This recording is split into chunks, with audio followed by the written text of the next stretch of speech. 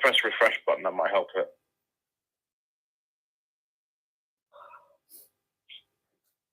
I've remembered to go on my, I know it's still waiting on here. That's really strange. No, it's going on. It's going on. There you are, my lovelies. Well, hello and a very warm welcome to Monday Night Live. And it is nothing less than a sheer orgasmic, look at the muck in here. It's nothing less than a sheer orgasmic joy to once again be with you all. And I'm so looking forward to sharing the next 1 hour and 59 minutes with you, my favorite people, because you are, quite frankly, such top of the range viewers. And before I go any further and talking about top of the range people, may I introduce to you tonight's special guest and co-host, the one and only Mr. Joseph Lloyd of Lloyd Vehicle Consulting. Hello, sir. Good evening to you, Reverend Parry Hughes. Thank you very much. Now, let's have a quick sound check. Before I go back and look back over the comments, can everybody hear Mr. Lloyd perfectly well? Give him a sound check, sir. Good evening.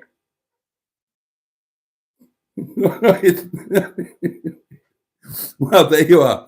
That is Mr. Lloyd with his trademark good evening. I thought he might sing us a lullaby or something to right, somebody tell me that the sound is okay. I think I can see on the comments here it's all right. If you want to hear me singing, sir, then the video I put up earlier on today had me singing right at the beginning. Oh really? What were you singing? Watch the video, sir. It's all on there. It's a video that's very appropriate for this particular day. Oh, I see. Okay, yes, of course, April the 1st. Right, well, let's be all professional about this and welcome those that are here at the beginning. So, Lord Stiff Upper Lip is with us and says, hello, hello, Boaty's World. We were talking about hello, hello, weren't we, darlings, on, when was I with you last? It would have been, gosh, it would have been Thursday night. It seems like forever since I've seen you. And I hope you had the most wonderful weekend, and over the next couple of hours you can tell me all about it. Steve Colg is with us. Good evening to you. Jimmy Quinn, good evening, Boaty and all. That guy from SETI Alpha 5 is back with us. Hello, hello, it's good to be back. Been very, very busy at work. Oh yeah, it's a hard life heading out to Hawaii, isn't it, Barry? Nitro 2202 is with us. Oh, it wasn't really a holiday, says Barry.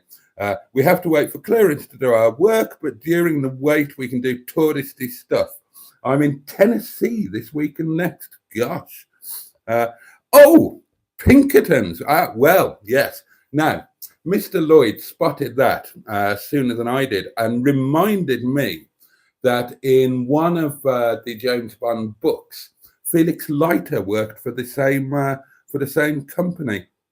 Barry Scrotter is with us. Steve Cold. Captain Mustard is here. Oh, and he's here as Captain Mustard. For those who don't know, Captain Mustard has rebranded his second channel, which was the channel formerly known as Mustard in the Kitchen, and that is now simply Captain Mustard. So there we are. Mystic Hair is with us. And then everybody's starting to say hello to the good Mr. Lloyd. So I shall hand over to you, sir. Thank you, sir. My gosh, we've got a lot of people on here. How far down did we sort of get? So Mystic Hair was saying hello. We've got to the point where you said good evening, everyone. I did, yes. Barry Scrotter says hello, sir. Hello to you. Agent Barry, I got to SETI Alpha 5, yes. I don't know why I remember reading about, because this Live and Let Die is just completely out of order between the novels and the films. Live and Let Die was, I think, came out in 1954. It was its second novel, and then the film came out in 1973. But he gets his leg bitten off in a shark attack, and they have to explain why he then would keep working. I think so. Guns Off It's the next book. I think after that, he then works the Pinkertons, but. this is really stupid. The novelisation for License to Kill, which had been released around 1989 when the film came out, they had to explain as to why he had 2 shark-bitten legs. I think he then had 2 wooden legs or something, which was utterly ridiculous. So the continuation author had to sort of fit that in, which was absurd, really. But there we go. If I remember correctly, he had some, was it a Studebaker? And he had it all supercharged or souped up in some way. It might be. I'm not very familiar with the sort of early Bond novels, particularly.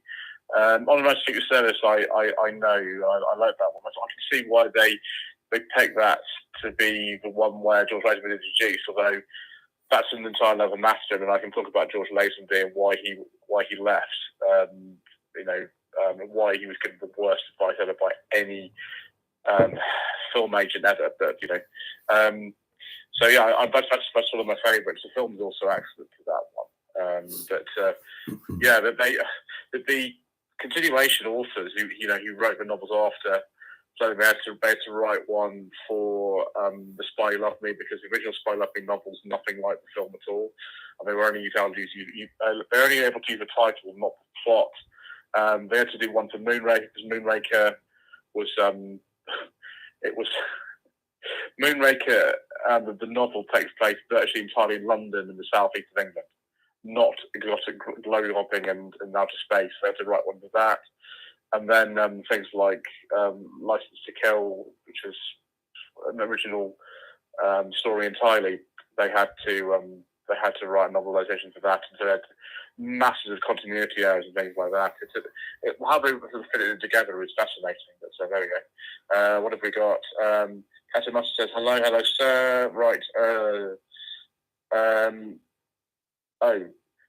The Greenwood says, hello to all of us, I think.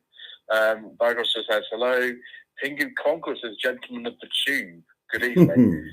And then, what's this? Well, Nitro 2202 says it's nice to be back, and it's lovely to have you back. Mystic Hair is with us, which is nothing less than a joy. Oh, Joe is here. Cars with JC, who says hello, Jason and all. And Neil Gibbons, aka the Gibbonator, aka the very nice man, because Neil works for the AA, the 4th Emergency Service. And Neil and Joe have had a fabulous day in Gaydon, which was a blast, apparently. Yeah. Simon Hewitt is with us. And Simon, I happen to know Simon. I don't think he's been on one of my lives before. Maybe he has, or maybe I've forgotten. Andrew Buttigieg is with us, a.k.a. Ivor Spotty Butty, of course. Chris McGuire is here. Good evening. And indeed, Trace is here, the Greenwood. And as indeed is Pingu, the fabulous Pingu Concord. And Barry says, yes, diamonds are forever. Pinkerton's is a real agency. Yeah. Oh, Mark on Motoring is with us as well. Right, yeah, he is. You know Mark? Yeah. Yeah, he tested your car when it was still your car before it was mine, didn't he? Yeah. The video on that car that he did is absolutely superb. It is 5 times better than most of the reviews on my channel. Right, let's just see what else we got here. Trisha Alderman says good evening. Oh, hi, Trisha. Anyone else? Yeah. I'm just skipping over ones which I think are just for you here. Oh, here we go. So Agent Barry, that guy from City Alpha 5, says Christopher Wood, the author of those continuation novels. He said he didn't like the John Gardner ones. There's a chap on YouTube who I've been watching since about 2010. His name is Calvin Dyson. And in comparison with me, he's like, he knows everything about everything to do with Bond. And he has recently completed a series of videos on the John Gardner novels. Oh, okay. And he basically, most of them, he says, very much a diehard Bond experts. So, like, you know, he has quite a good idea of what goes on. Most of them really aren't worth reading, and I think probably that's right. But he wrote something like 17 novels, something in 17 years. I could be wrong. And I just could have kept going, which is crazy. I wouldn't have the patience to do that sort of thing. Have we got anything else on here? Thing in Concourse says, has the warranty expired on the purchase? Discussions about that sort of thing, I think, are for another time. Wouldn't you agree, Reverend Parry? That's for another time. I would indeed. Not for now. Yeah, it's not for now. Well, I think I've sort of caught up in most of them. You've got others on here that you can see. I can't believe how many people are on your live stream. I do. I get about, if I'm good, I get about 20 people watching at any one time. You've got 38. Mark, Mr. Parr here. He says, thank you to both of you for the kind words. It's perked me up. I've been unwell for the last 4 days and almost passed out this morning. I'm really sorry to hear that, sir. That sounds awful. I'm sorry to hear that your weekend has been less than desirable. Yeah, what a shame. What a shame to have that over Easter. I mean, as it happens, I was unwell this morning and I nearly passed out. But that was because I was catastrophically hungover. And I've been suffering all day. And it's entirely my own fault. Read what? Saying something here goes. So were you on a big bender last night then, Reverend Parry Hughes? Well, what happened was the hour thing tends to fiddle me about a bit. I think for most people, they go to bed at a reasonable time, they lose an hour of sleep, and it doesn't occur to them. Whereas, of course, that happens right in the middle of the most productive part of my day. And it just fiddles me about a bit.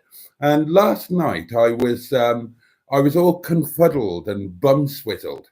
And I didn't go to bed when I should have gone to bed. I edited some videos and wrote a few things. And as it happens, I was talking to Mustard today. He ended up doing the same thing. Yeah.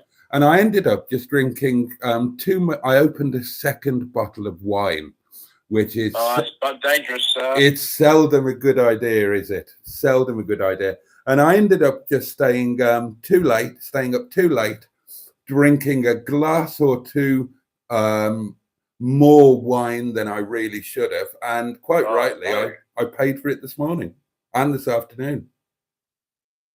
Yeah. We got something that's sort of happened on here, so I'm glad to hear you're feeling a bit better. Cars of JC, as I've said, that's not a discussion for now. And please don't call me by my surname. People do it all the time, and it really, really, really annoys me because I put both names in most of the videos, and I just think people are total idiots. So if maybe you're not an idiot, but I just assume you are if you haven't paid attention to the channel. Right, what else have we got in here? Agent Barry, yes, he talked to you about Calvin Dyson.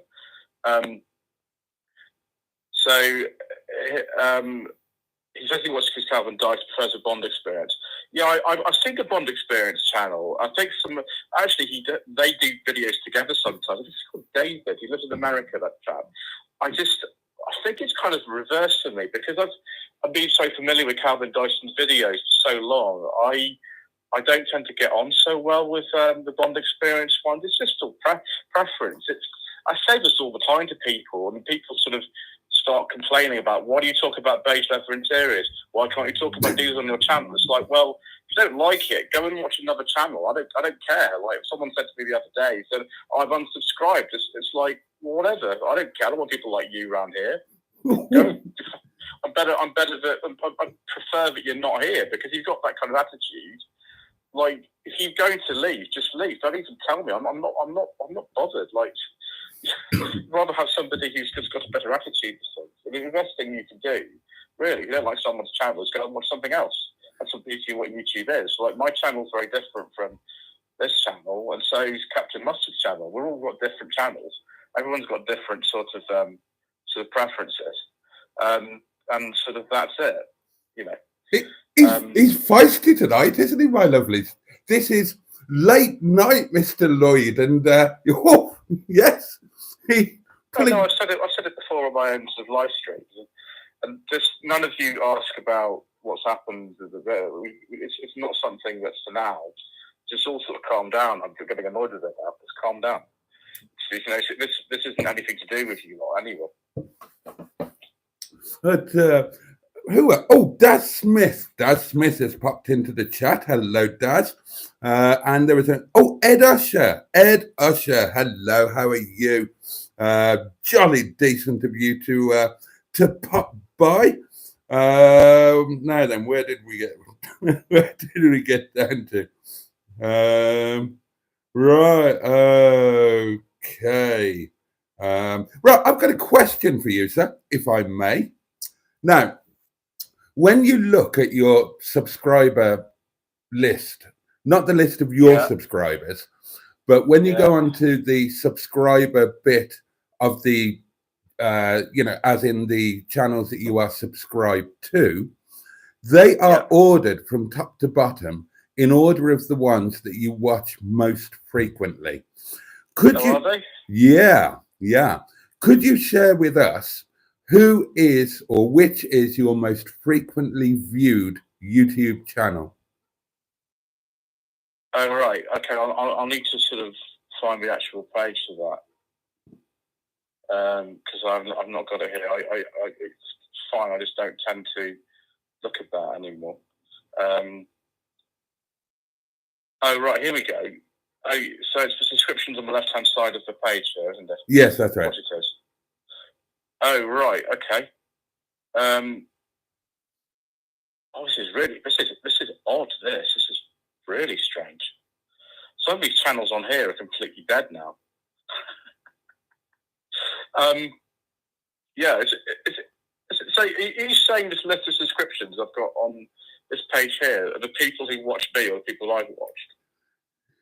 The people that you've watched. If you go on to if you press the subscribed button when you're on when you're just on normal YouTube and you press press the subscribe button. Oh, mind you, I'm talking about if you were on an iPad or similar.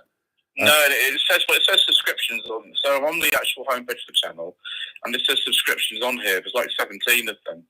But the thing is, on this, I don't use this particular account for watching videos of other people most of the time. I have another account that I use, so I don't use this account for watching a lot of videos.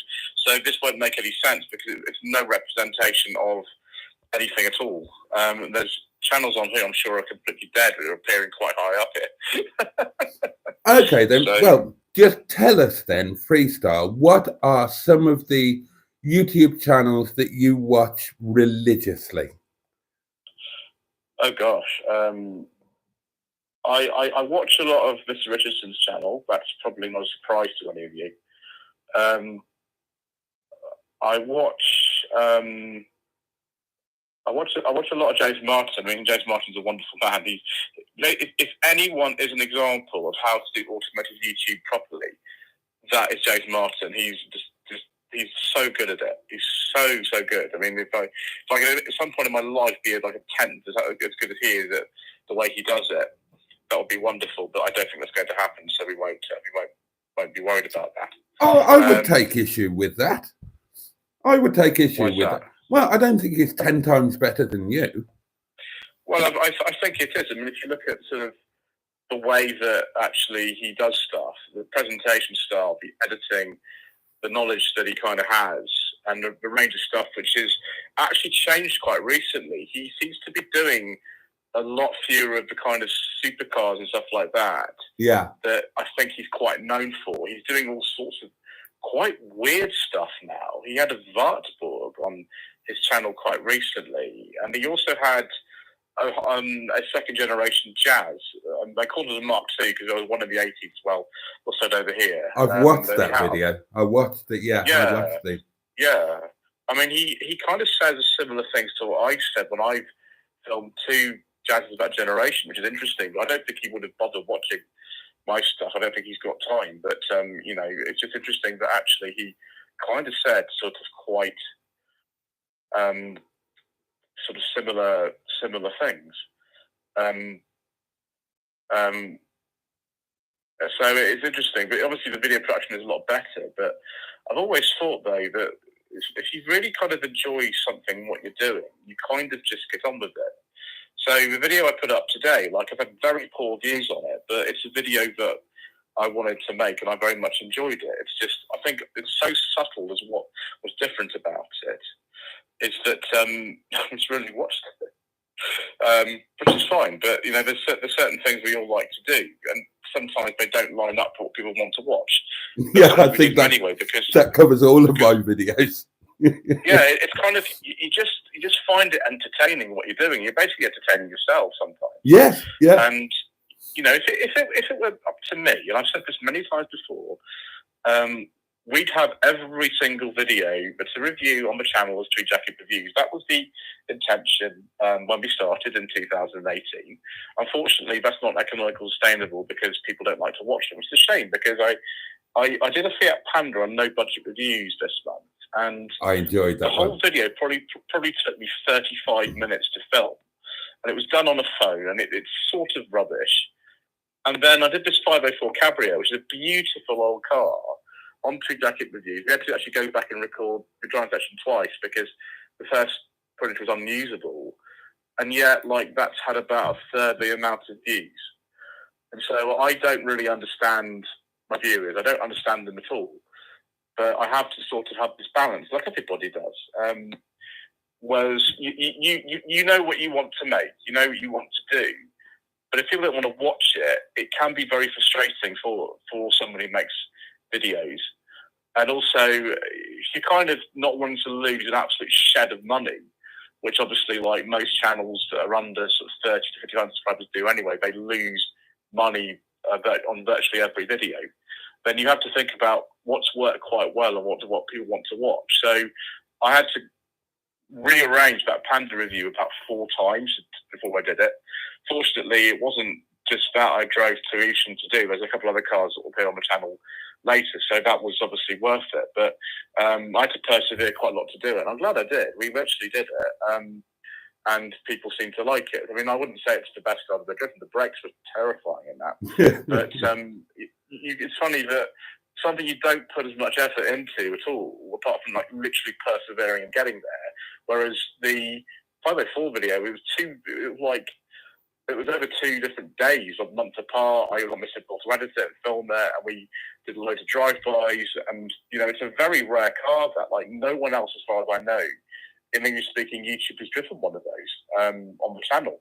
Like, it's a really rare right-hand drive conversion now. And for some reason, people don't want to watch it. They'd rather watch me sort of shuffle around and try to climb to the back of an old Fiat Panda, which had terrible brakes, which is filmed on my old phone. The audio is dreadful in that. It's terrible. But it's just what happens. You know, you do things that you kind of want to do, you know, but you can't always, because people sometimes don't want to watch the videos that you make, even if you think they're, you know, well-made videos. And the Tweed Jacket Reviews are so much better made than most of the content that I have, because I don't film them or edit them.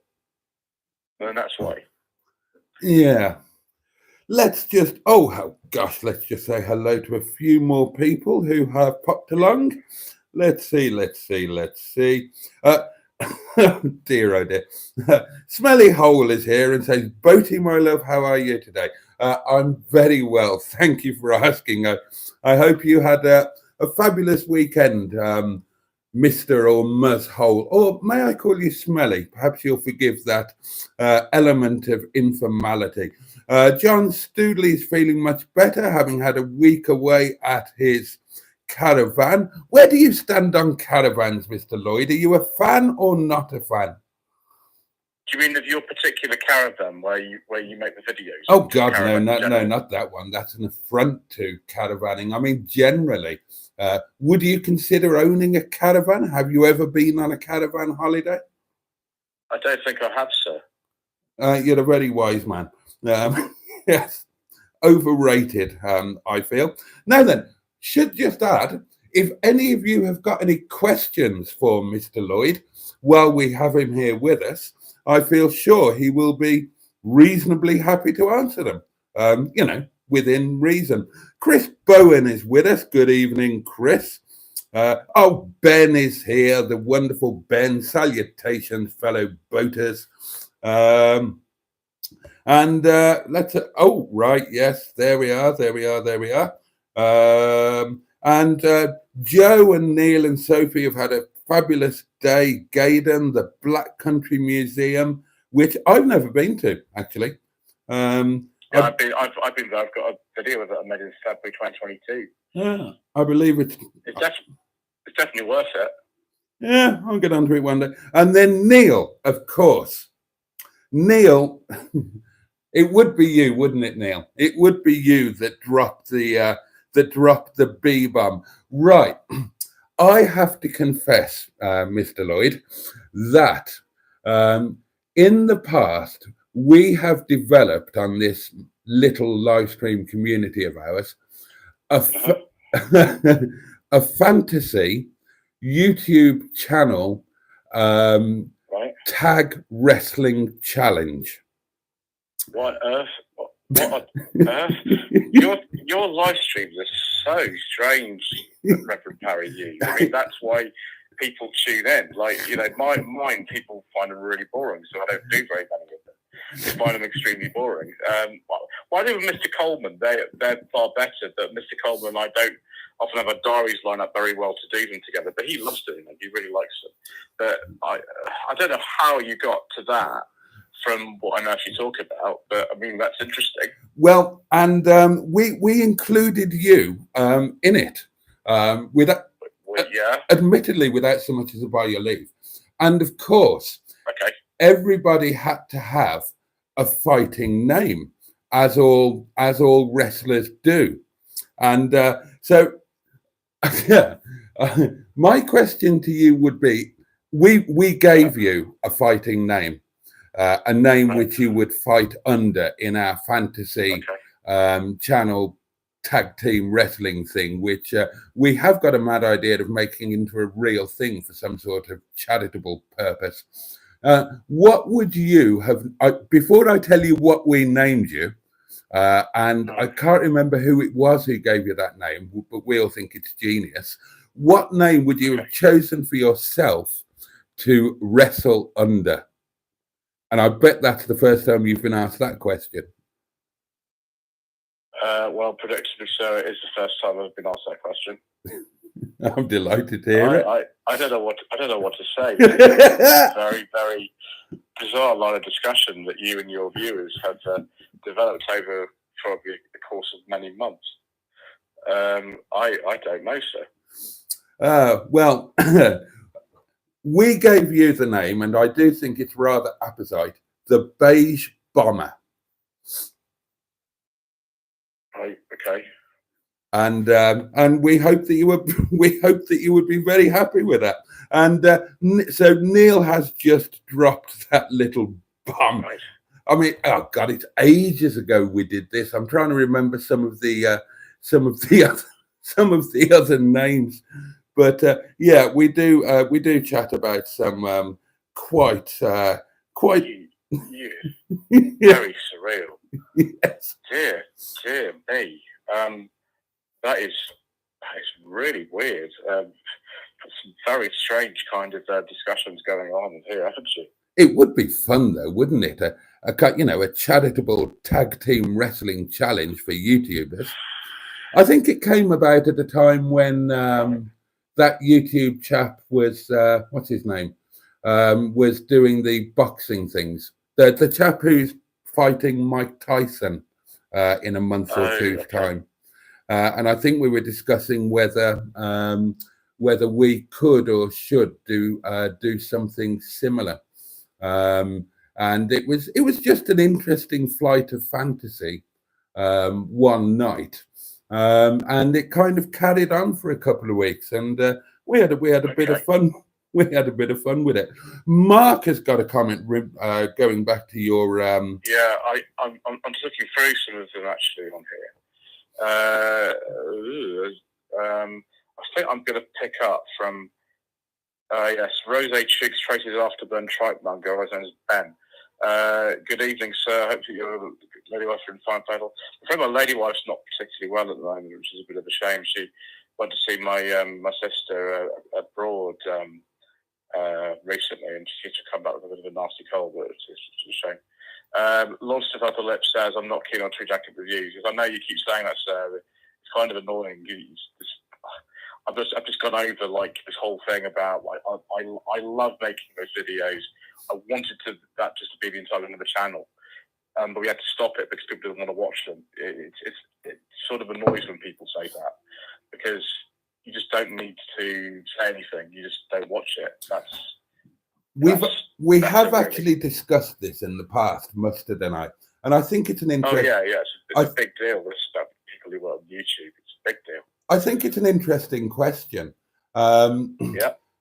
So, if you do YouTube, if you are a YouTuber and you have an audience, do you have a duty to give the audience what they want, or is it always a situation where it's my channel, I'll upload whatever the hell I want, and if you don't like it, then there are plenty of other videos, plenty of other channels for you to choose from? Because it is quite weird that, and I get it a lot, where people will literally say to you, I don't like you doing this, or you should do more of this, or I don't like these and I don't like those. And I just think it's an interesting question that if people give you their time or give you their loyalty or give your channel their time and loyalty, does that automatically mean that you have some sort of a duty to try to please them and to take heed when they say, look, we don't like this series? This is the thing, that there isn't really an answer to this question. There isn't an answer. In fact, both those things are true. You'll see Ian Seabrook actually mention something like, I make the videos I want to make.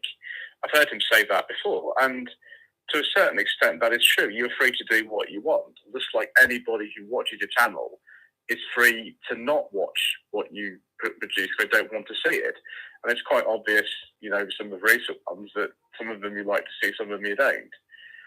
What's really strange about the slightly shambolic shuffles, which a lot of people like, and some people complain about the video quality is terrible and you keep getting things wrong and you keep talking about beige overage, don't talk about diesel and things like that.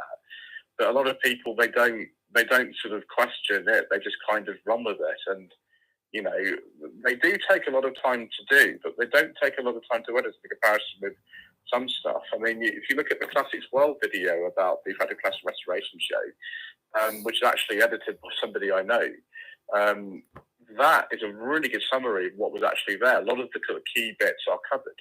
But if you want to watch, 13 half-hour videos, literally everything that's there, apart from some stuff we can't talk about, then it's there. And that's the way I prefer to do things. But it turns out that, like in something that was a complete accident, which was February 2019 at the London Classic Car Show, my lady wife said, maybe you need to do something with your channel rather than just hope that the True Jacket reviews that you've made, which about, I don't know, about 4, actually gets some traction. Hopefully, you can try it and see if it works. And for some reason, just because the video wasn't edited at all, it was literally that one clip from the phone. Because of that, it just sort of took off. It wasn't in any way as big as some of the videos I've since done, but then I had, I don't know, like 190 subscribers or something, or maybe even less. It was a really small number. It might have been under 100 or something. And I just sort of showed me that actually things didn't have to be kind of done in a sort of way that actually ideally you want to do them. They can be very sort of raw. And actually a lot of the videos on the channel are like that.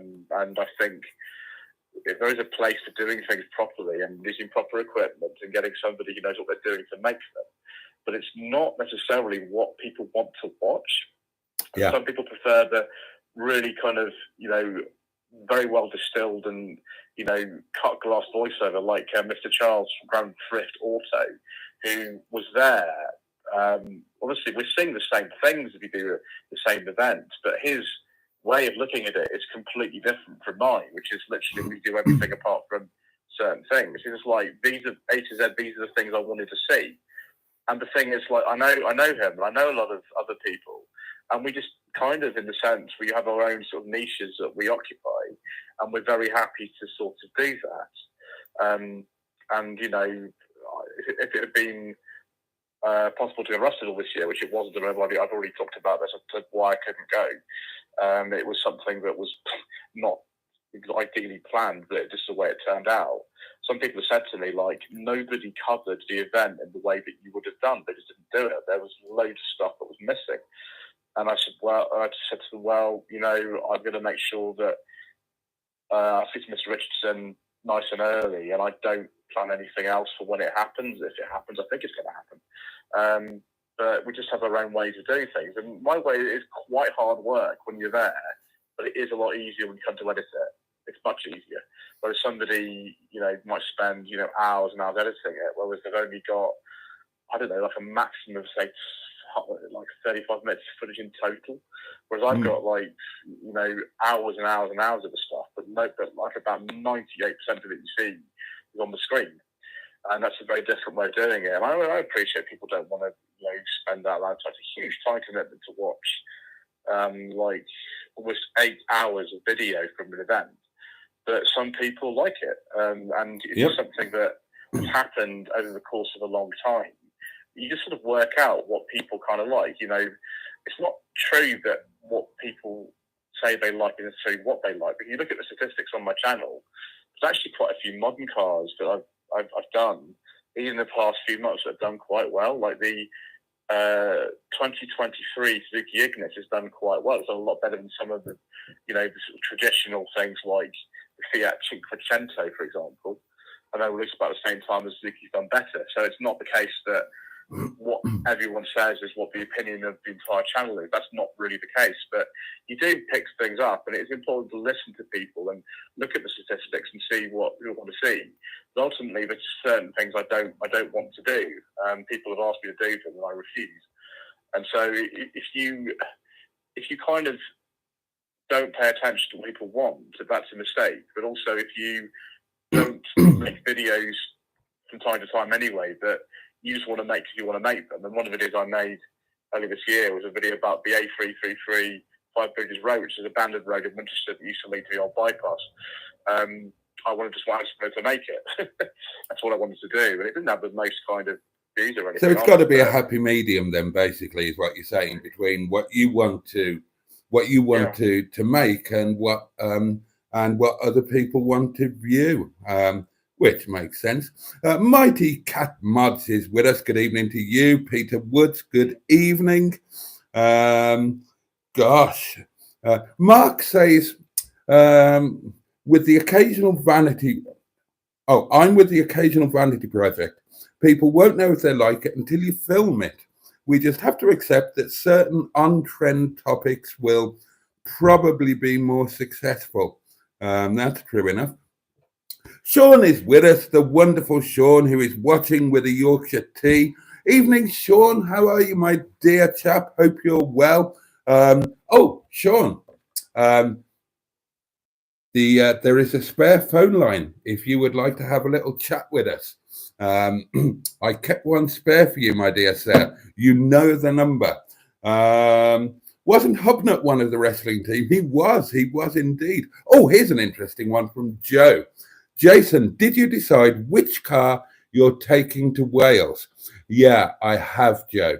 And I've decided that the car that I will be taking to Wales next Monday for the inaugural Welsh road trip and the filming of part 1 of what I think is going to be called Reconnecting with a Welsh Childhood.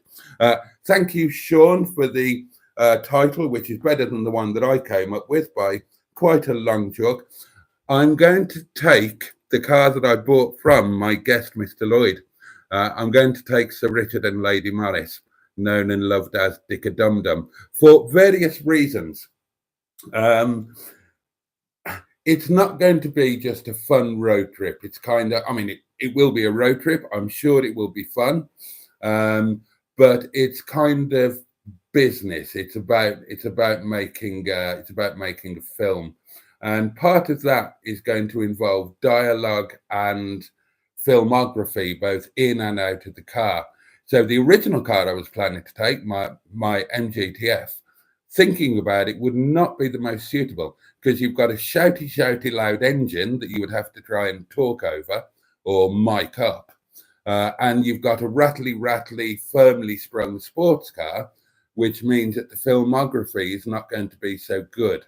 So I'm thinking that the 45 is quiet, refined and smooth, all of which will help. It's quite narrow. For a car of its length, it's quite narrow. It's actually the same width as a Mark 1 MX-5, which we would think of as quite a small car. And the narrow width will be very helpful on the sort of lanes that I'm going to be driving on.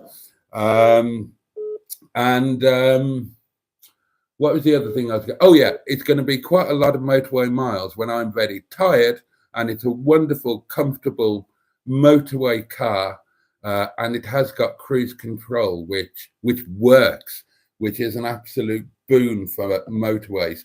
Whoever was just calling me then on that number, and I think it might have been you, Sean, the other number, sir, the other number. I've got Mr. Lloyd on that number. The other number is free. Right, let's catch up with some comments.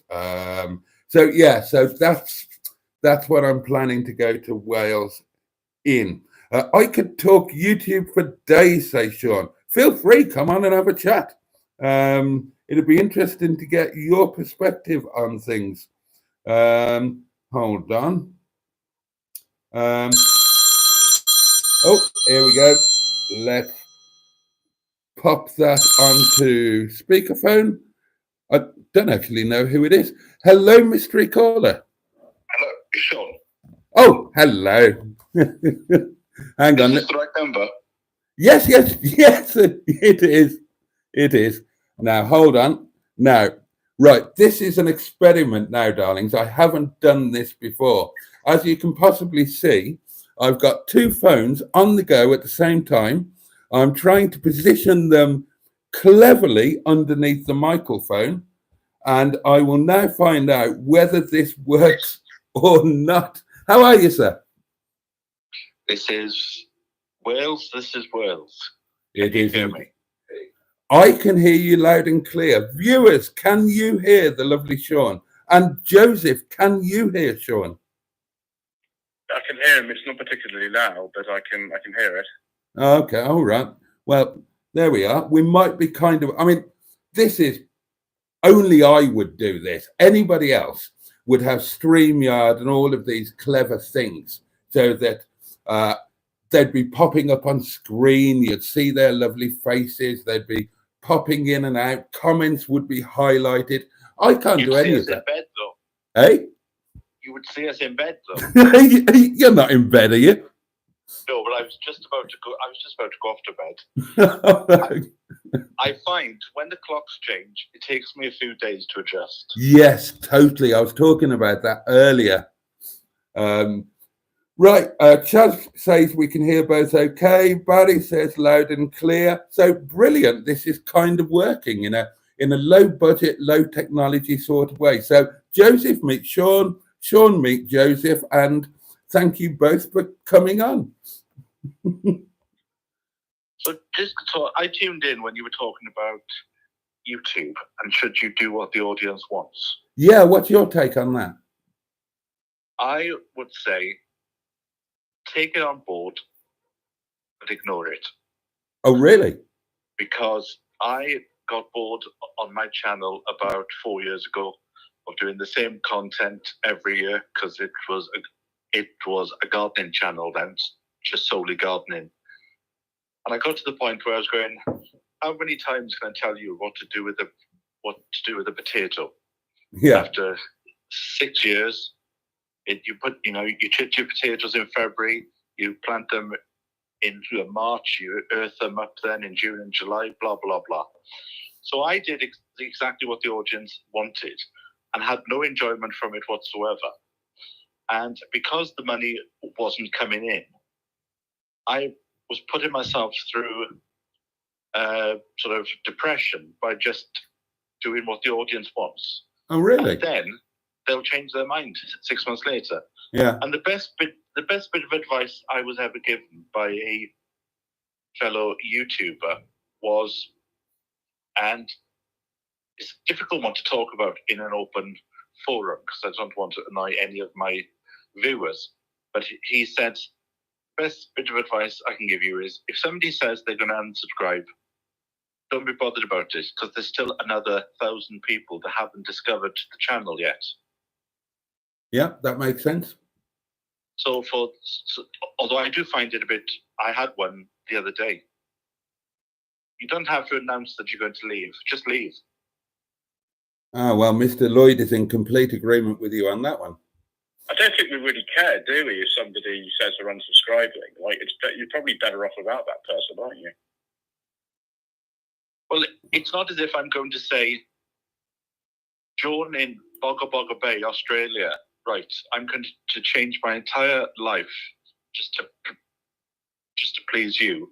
I'm going to deliberately make the videos that will only bring in £10 a month. I'll take your feedback on board, and if a lot of people were to say, if 80% of my channel were to say, please do this, that's fine. But I've just taken an allotment on, and I'm fully aware that I don't want to go back to the way the channel was, because a lot of the new subscribers, I've had about 10,000 subscribers since moving to Wales. I'm aware that I don't want to pee them off because they didn't come here for gardening. Yeah, exactly. But going to the subscriber thing, I'm actually the opposite. I want to know when they unsubscribe. I want them to tell me that they're unsubscribing, and I want them to tell me why, because I take it, I mean, not seriously, but in a joking way. I take it quite personally, and I want to track them down and say, "What the look?" I had somebody unsubscribe. But the problem with that is that's the way that I was for the first 6 years of doing my channel, and the amount of stress you put yourself under because you're trying to please everybody when you are not pleasing yourself, and they say that it's the small bits of stress in your life that make you ill. So you're deliberately making yourself ill. So I wouldn't, because I thought about giving you some advice for your channel, and I thought it doesn't matter what I think, as long as you're having fun with it, that's fine. Oh, I'd have a lot more fun if I had your views, mate. I can tell you that.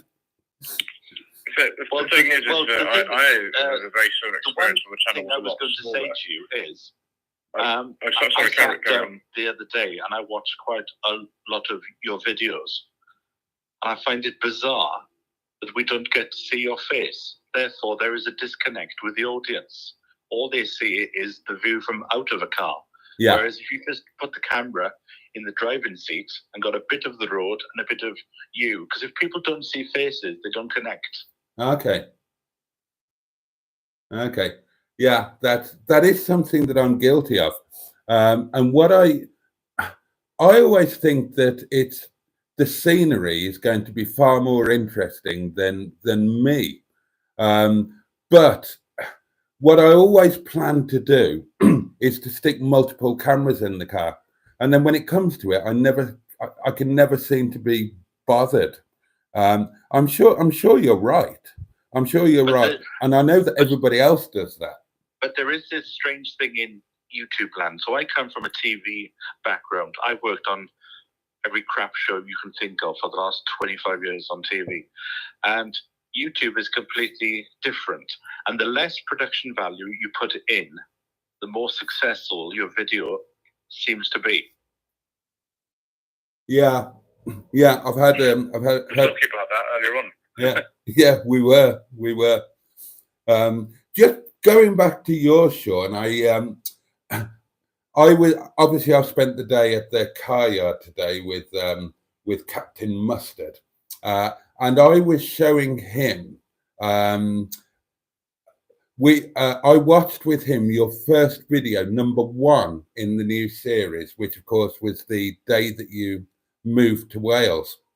And I just had a look at the views on that video, which of course was first week in January, was it? I think it's 150,000. 157,000 views. Yes, but then the next one goes down, and the next one goes down, and the next one goes down. So now then I plateaued at 25,000 a view, and then because for the first 2 months I had no time to think about YouTube. I just filmed the videos, I put them online. I only had an hour to look at the comments, and I moved on to the next video because I was churning them out like a factory. What happened a few weeks ago was I found I had a bit more spare time. Okay. So I started to look at the analytics again, and I started to screw my head up, going, but what do they want? I don't know what they do. They just want somebody stood at a sink talking bollocks. I just don't get what they want. So I took a week off because I was looking too hard. Right. And what did you kind of conclude at the having gone through? I mean, what I would say to you is that maybe you don't compare video number 21 with video number 17, because you'll just despair a bit because the views are going down. Compare video number 21 with a video from the beginning of December last year, and then you should feel pretty damn fabulous about life. I think the difference is, and this is why I'm happier now, is because for the last 12 years of me doing this, I was making a video. My life was making a video, whereas at the moment, I'm videoing my life. I totally understand that. I understand the differentiation between the two. Yeah. That does make sense.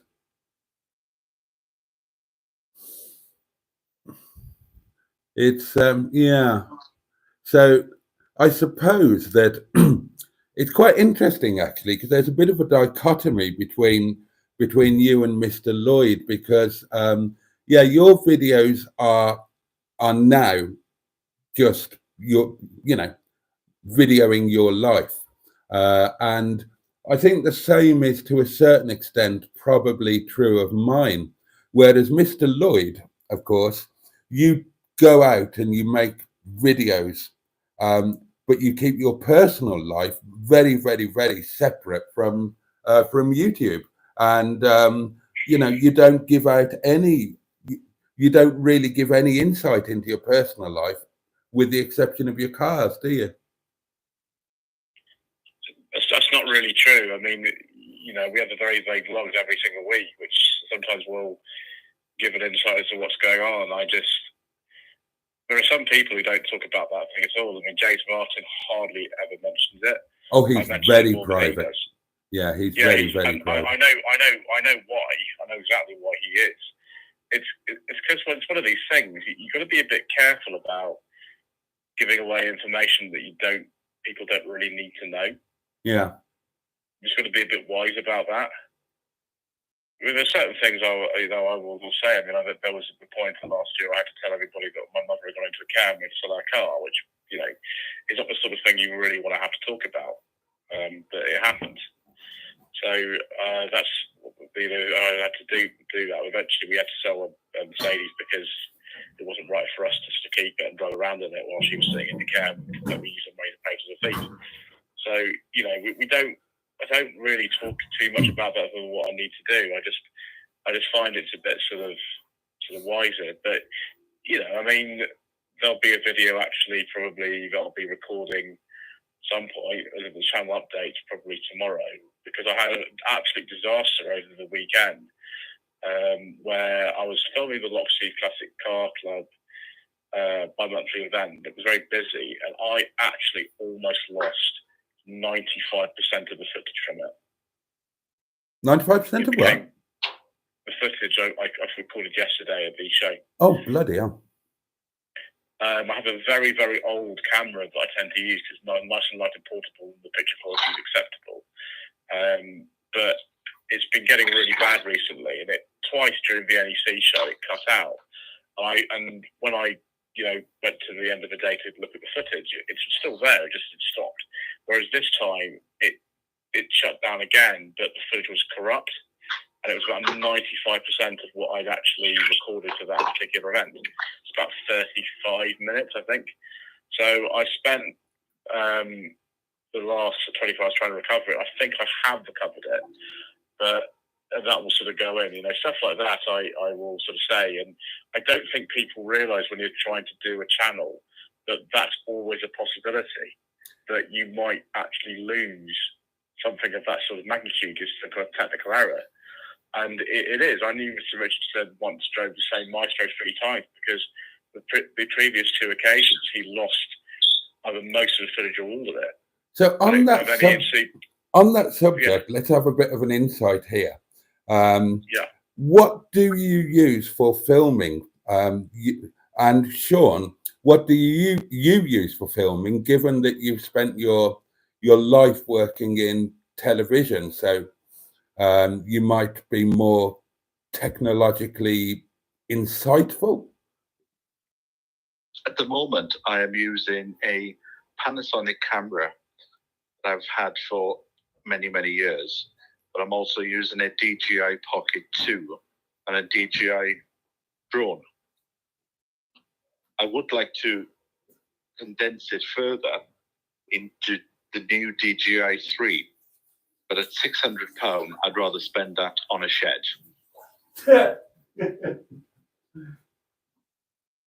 And he's not talking about cars, folks. He literally means a shed.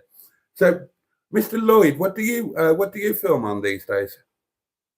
Well, it's interesting Sean's talking about the DJI Pocket, because I've heard that those are absolutely superb. And actually, Mr. Franks, who for many years has been my videographer for Two Jacket Reviews, I also use a couple of people, but principally him, he's actually decided to get rid of his DSLR that he normally would use for doing them and just use one of those, because he said the picture quality is so good on them, and you don't need all this bulky stuff. So I'm interested to hear that, because it's not the first person to say that. If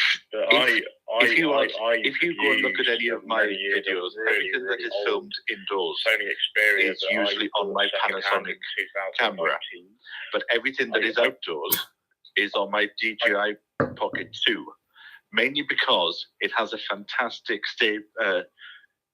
stabilization. So I can walk. In fact, I've actually attached it to my chest and I've gone for a cycle, and it looks like professional picture. So what are you using when you're walking and talking, Sean? Are you using a gimbal, or are you just hand holding a camera? So I use the DJI Pocket 2, which has its own gimbal inside, and I want to upgrade to DJI Pocket 3 because on the number 3 you can put a microphone on and it syncs it up to the camera, whereas at the moment I wear a DJI microphone and then I sync up the footage when I get home. Oh. There was one occasion in one of my videos where I walked for an hour to get to the top of the mountain, and my microphone failed for the final shot. Oh, so I had to lip sync in my recording studio, which is just the room under the stairs. I had to record the ending again and sync it up to my lips of me on top of the mountain, because I thought, I'm not going to walk home, charge a camera, and then walk another hour and a half back up the bloody mountain just to film the last shot. Whereas when I was 16, I would have done it. But these days, you sort of think, right, this video is only going to generate £12.50. It's not worth it. Oh, I dream of having a video that generates £12.50. Joe has just bought a DJI Pocket 3 and he can't wait for it to arrive. So I don't even know what that is. I feel like such a ridiculous Luddite compared to you two and probably everybody else on YouTube. I do all of my filming on, well, you are currently on an iPhone X with a broken speaker. So that's the live stream camera phone thing, because I use a microphone, and the rest of my filming is done on these two, an iPhone 11 and an iPhone 13. You know, just before I tell you a story about the iPhone and about how good it is, I think your channel is the fundamental flaw with your channel is the fact that your face does, and I'll go back to this again, your face does not appear at all.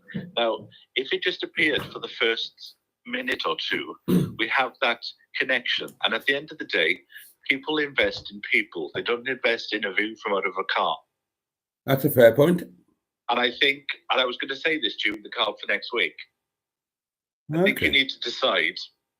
At the moment, it's a hobby. If you want it to be a career, you've got to fundamentally change it all. I'm very, well, to answer that directly, I would love it to be a career. I'm fully aware that I need to make fundamental changes, and I'm absolutely happy to do exactly that. And please don't feel that you would be overstepping the mark by offering me any advice or telling me that everything that I do is awful and totally needs to change, because I'm probably already aware of that. And yeah, I'm very happy to do it. I mean, just to point out that, you know, compared to my two guests here, I am something of a minnow, or my channel is certainly something of a minnow. And there's probably bloody good reason for that, because both of these gentlemen produce far better videos than I do. Cheers, darlings. It is wine o'clock. So, but I think you were doing what I did 12 years ago. There is so much going on. If I was to say to you, sell me your channel in 30 seconds, I don't think you would have a concise, because when I saw something last week about a podcast, I sort of thought, I just had a flashback to the way that I used to do the channel, and where you are trying so many different things, the audience is confused. But just going back to the iPhone, a friend of mine has a channel called Robbie Cummins, and he was approached by BBC Radio, by BBC 4, and he films, and he's on the 6th series, I think, of the Canal Boat Diaries. And what is amazing is he films the whole thing, and the BBC come and do the drone shots, but he films the entire series on an iPhone. Really? And he edits on an iPhone, which I find, it just blows my mind. I couldn't do that. I edit on my iPad. I can't even use Facebook or anything on my phone.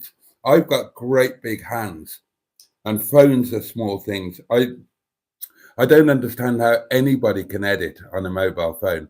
I know Captain Mustard does it, but and his work is very heavily edited, and I've got no idea how he does it. But it's interesting. So he's getting acceptable TV quality on an iPhone. Yes, it's the latest one, whatever that is, iPhone. It'll be a Pro Max or whatever it is. It'll be a 15 Pro. A couple of the guys at the restaurant have got them, and they've said to me that, you know, you should really invest in one, because the camera is just so far ahead of the older models that I have. But this is something that, when I put my showreels together to go and work in TV back in the 80s, I spent thousands on getting all the cameras. Like, the camera I bought was £6,000. Bloody hell. So even though it hasn't worked for 10 years, it was a big wrench for me to throw that out last September. But somebody said to me once, if you're good at putting a video together, that will come across, even if you film it on a VHS video. Oh, okay. Just having the latest equipment is not going to make your videos better if they are not good to start with. Then Right. Yeah, that makes sense, I suppose. So, in other words, content has to come before anything else. for you in particular, it's more of your face, and I would suggest doing less videos. Yeah, quite a lot less. because, and I said this when I worked at ITV, when Coronation Street went to 5 days a week, and then on a Monday and a Friday, it was on twice in the evening. And I said, you forgot about the audience member. Who is going to commit all that time to watch a soap opera? And they found that over the course of 3 years, the viewership just went down. And I've done daily videos in the past, and I can see the numbers just dying. And people, if a video is out every single day, they're more likely to unsubscribe. Okay. Because it gets to the point where it's like an intrusion. All right, well, I haven't seen Boaty's Sunday, Monday, or Tuesday video because I was busy. Oh, I can't be bothered now. I'll just unsubscribe. Yeah, and I suppose there's also the thing that everybody subscribed to multiple channels. So I suppose it's like a YouTube spam, isn't it? If they're getting 2 or 3 videos coming onto their timeline from me in any one day, which they probably will get. I mean, 4 videos have gone out today, 2 long form videos and 2 live streams, and that's in one day. So it probably is too much. I think my attitude was, probably still is, that right, if I've not really got anything worthwhile saying or doing, in other words, if I've got no valid content, then all I've got is me. And certainly when I built my other social media networks, and one of them was pretty successful. I've had over 1 million people through. I did that by sharing myself all the time as much as possible, although that wasn't a visual thing in that case. And I think I had the same attitude to YouTube. I thought that, right, I might not be able to film anything well, and I might not have anything really worth filming, but if I share myself and put it out there all the time, I'm bound to pick up some sort of following. Or in other words, throw in a what's it at the wall and some will stick. But it's even before I came into contact with you, Sean, I had already said at the back end of last year, and in fact all through the winter, I did say, bear with me, guys. This will be the last winter where I pepper you with nonsense. As soon as we hit next spring, as soon as I think I originally said St. David's Day and then changed that until the 1st of April. Then I said I will throttle back on all of the rubbish and I will concentrate on doing some better stuff. And I'd already committed to doing the Welsh thing. Obviously that, so I was aware I needed to do that, and I have, I'm on record as saying, look, I will try and absolutely do that. And in order to do that, I have to cut back on the rest of the stuff. So yeah, that was in my mind, and possibly in my viewers' mind, because I've told them, then that was going to be the changeover point, that the first Welsh video would be the point where I actually tried to go for quality over quantity. And of course, the fact that incredibly fortunately, I've now got you in my corner as well, with all of your, professionalism and experience, and so on and so on and so on. Then I'm doubly determined to do exactly that. So yeah, I will. I am not aware of the channel of the other person that's on this call, do they do videos every day, or what's the setup there? Oh, Joseph, over to you, sir. Yes, I do, but they're very, very, very regular. They often go out at the same time every day. If I've got a show, though, that has produced 13 half-hour parts, I tend to put them up a little bit more frequently. So this weekend I've put up sometimes 2 a day. But they're very regular. They are almost every day. I've noticed over a long period of time I've been going on YouTube, not as long as Sean has, but I've been going almost 6 years. But if I don't keep going regularly, the figures all drop off. I've noticed that. I've tried various things, and it seems to be that just keeping it regular has worked. I know some people, though, who upload 4 to 5 videos a day all the time, even more so than Reverend Barry Hughes, and somehow that works really well for them. And other people, James Martin, as an example of this, he has the most regular upload schedule anybody I've ever seen, and that also works really well too. I think it's either 3 or 4 a week, always at the same time, and those works really well for him. So I don't quite know actually what the best thing is. Probably James Martin's way, because he's just a really good example of how to run what is the duration of the videos? Average?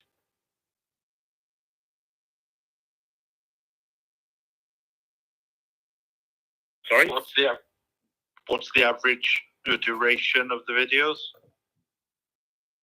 Oh, it varies. Some are about 10 minutes. It could be 30 minutes. Right. Because I found that since doing 30 minutes, the income is a lot better than just doing a quick 10-minute video.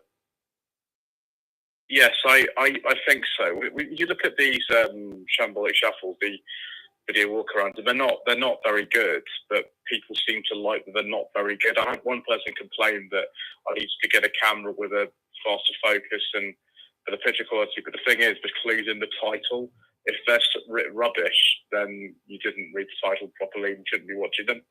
But they are about 30 minutes long in parts, and the average view durations on them can be very good. You could be over 10 minutes per video.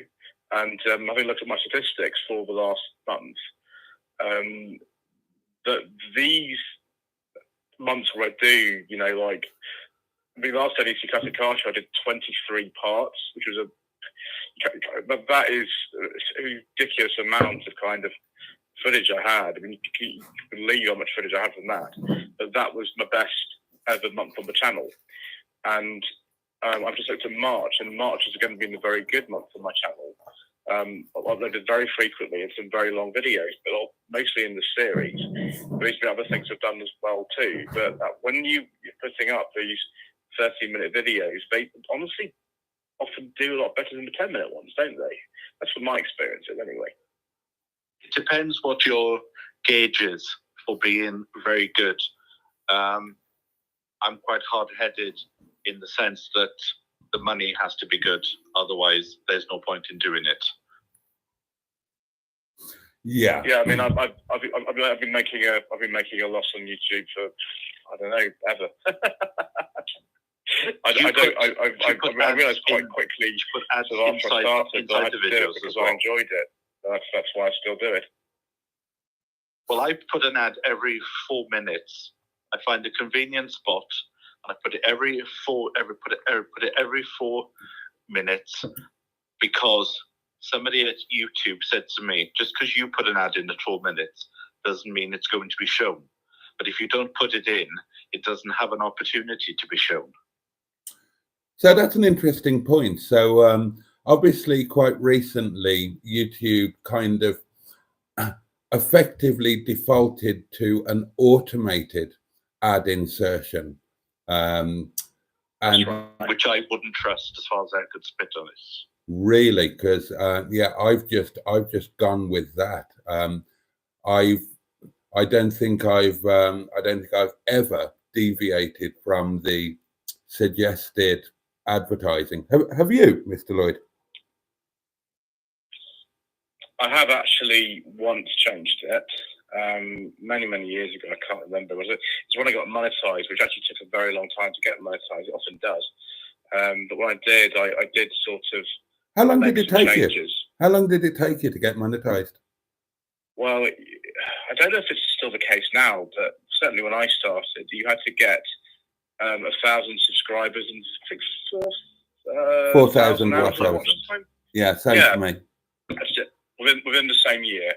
So I got the watch hours okay. That came first. So the subscribers Me too. didn't. And that's really normal. You know, I don't really have that many more subscribers than you do, and I've been going a very, very long time.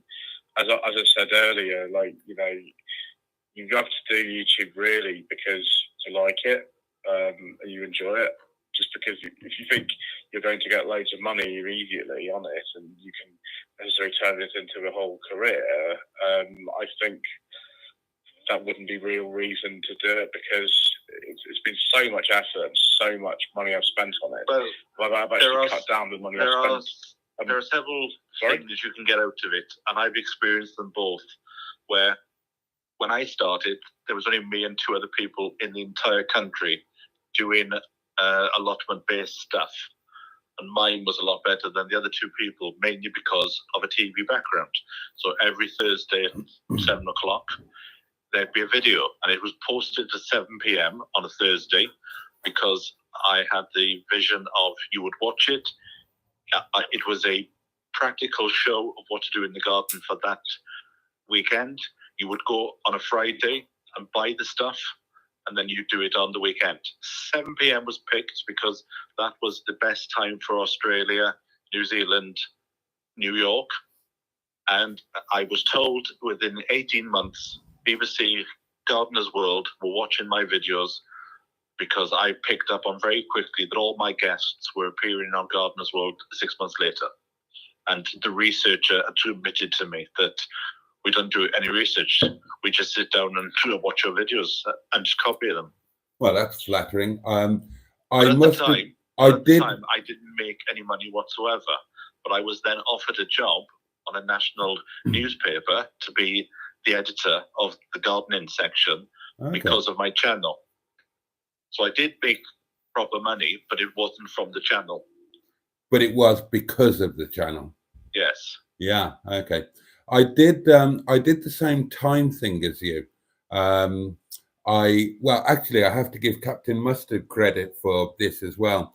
Captain Mustard and I have a joint channel, which we don't operate anymore. It didn't go as planned. But when we were doing that, we decided, I think he decided, that we should go out at a set and memorable time. Each episode should go out. And that resonated with me. And I've done that with my own videos.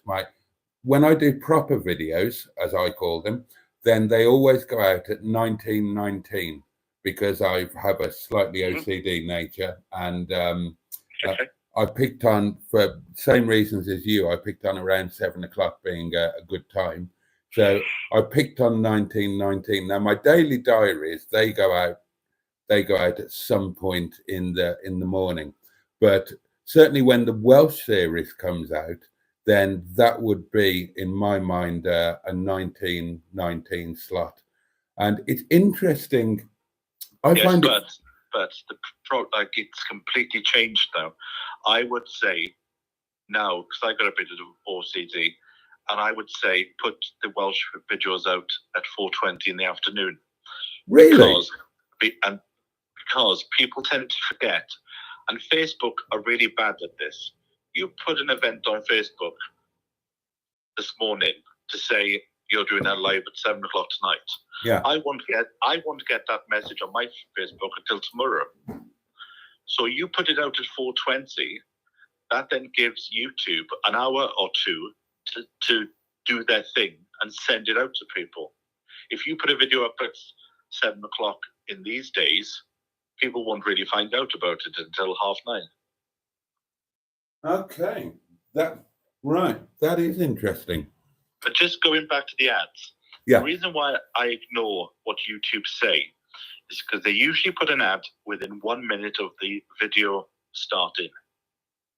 And for example, if you're still sat in your car at the 60-second point, or I'm still in my kitchen, or for example, if I'm in the garden and I'm filming the birds and the first advert comes on, I haven't invested enough into that video in 60 seconds, so I'm gone.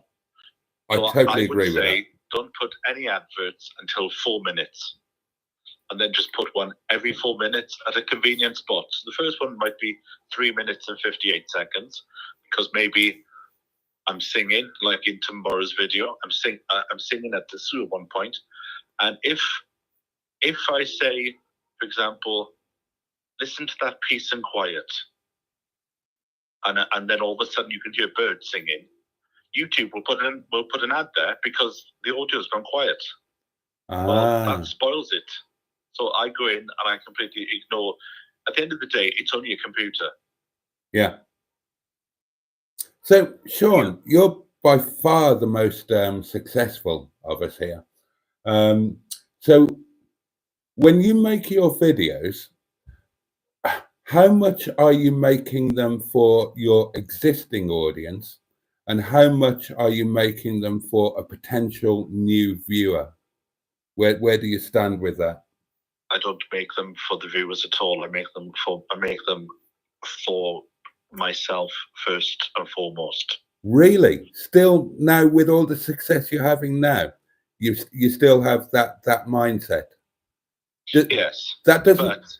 I'm fascinated. But I have taken on board the one video that was very successful in January of this year was me talking about my bills and talking about how they were so high, and I've never paid bills before because my bills have always been included in the rent. So when you get a gas bill for £400, I'm going, is this normal? So I am filming a video possibly tomorrow where I'm deliberately talking about my bills and talking about how I've managed to get my bills from 450 a month down to £100. And I am banking on that doing really well, both like I wanted to have 50,000 views and I want it to be a financial success as well. So I'm doing the videos for the audience because they're part of the journey, because they were here in the beginning and they gave me some advice. But I'm also doing that one in particular to sort of please the algorithm slightly. Okay. Yeah. It's really interesting because obviously I've not experienced any form of success in YouTube terms. I mean, I don't have a video that's had more than 30,000 views, and I'll be completely honest, I don't have a video that's earned more than £30. I think my best performing video has earned 29 quid at the moment. Joseph, what's your, if you're willing to share, what's your best earning video? I'll have to have a look for you actually, because I think it's one that's really, really old. So it's going back to sort of 2019-20, I think. So I'll take a look.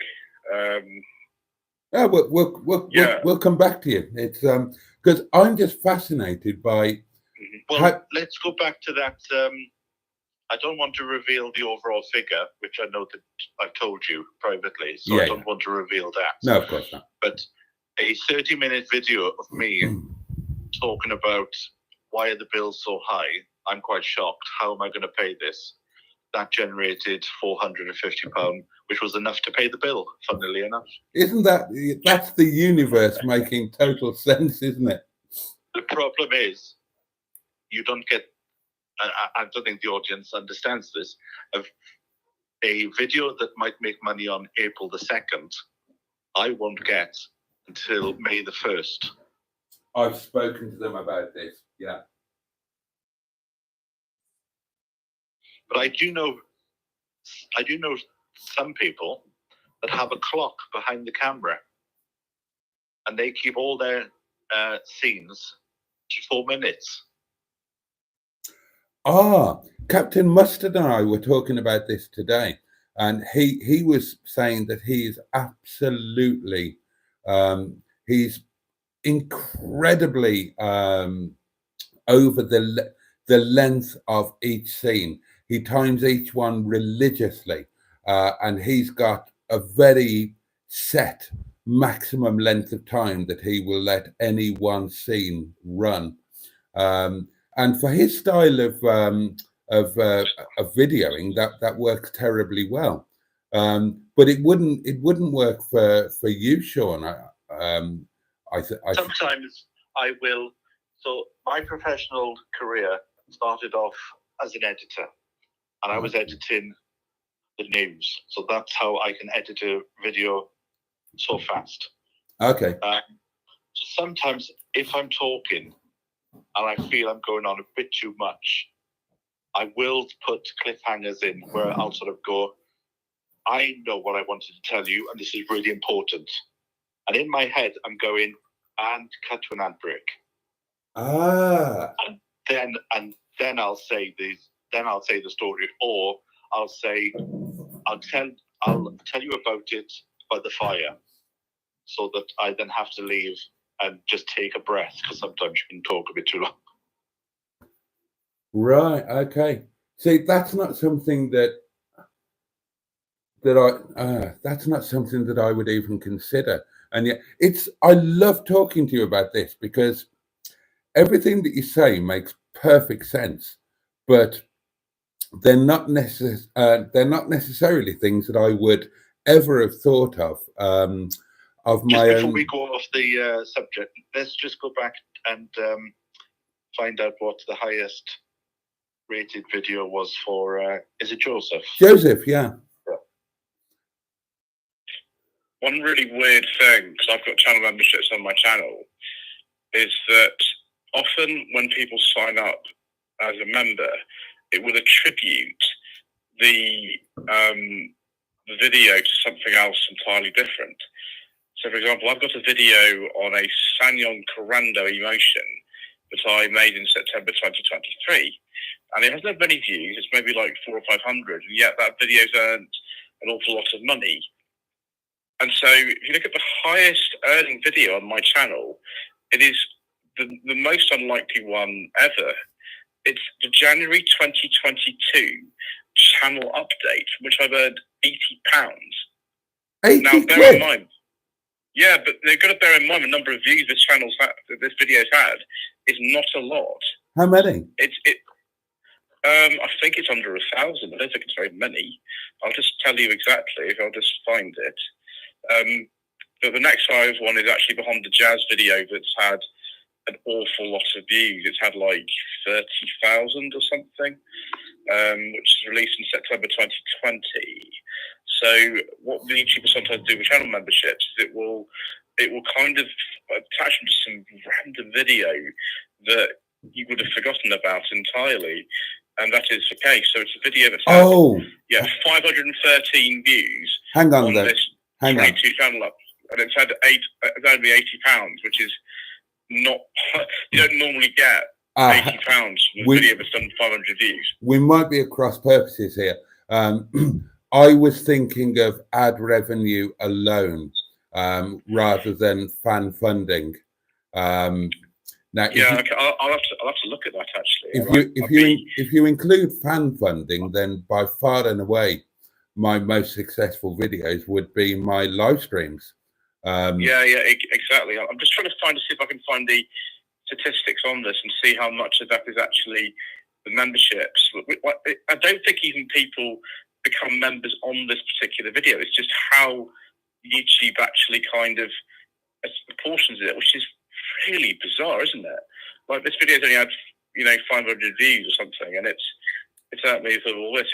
But you can see on it that the lines of where it comes in are really regular. It's like somehow, I think it might have been the first video I ever had channel memberships on or something, and so that's why it's done it. But it's really, really odd.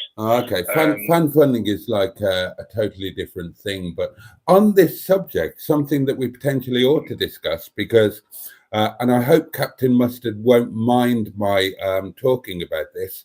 Okay. Obviously, Joseph, you know who Captain Mustard is. Sean, I think you do indeed. I think you probably know that Captain Mustard is my friend that I video quite a lot with, that I spend my Mondays with. He's the one who you were eating with in a caravan. Yeah, indeed. He's had a breakthrough over the last few weeks on his secondary channel, that he's a channel he's had for 3 years, something like that, called Mustard in the Kitchen, where he was like me. He's a very enthusiastic cook, and he wanted to put some cooking stuff on his channel, didn't want to do it on his main channel because it was off topic, didn't want to alienate people, started a second channel, didn't do all that much with it, and he had, I think it was 60 odd subscribers, something like that. And then suddenly he started doing live streams on it 3, 4, 5 weeks ago, doing them vertically, picking up with this new YouTube live reel algorithms. And suddenly America have taken him to their hearts. He's getting 4,000 to 5,000 views on his live streams, and his subscriber count in the space of 2 or 3 weeks has gone from 60 odd to 1,500 odd, something like that.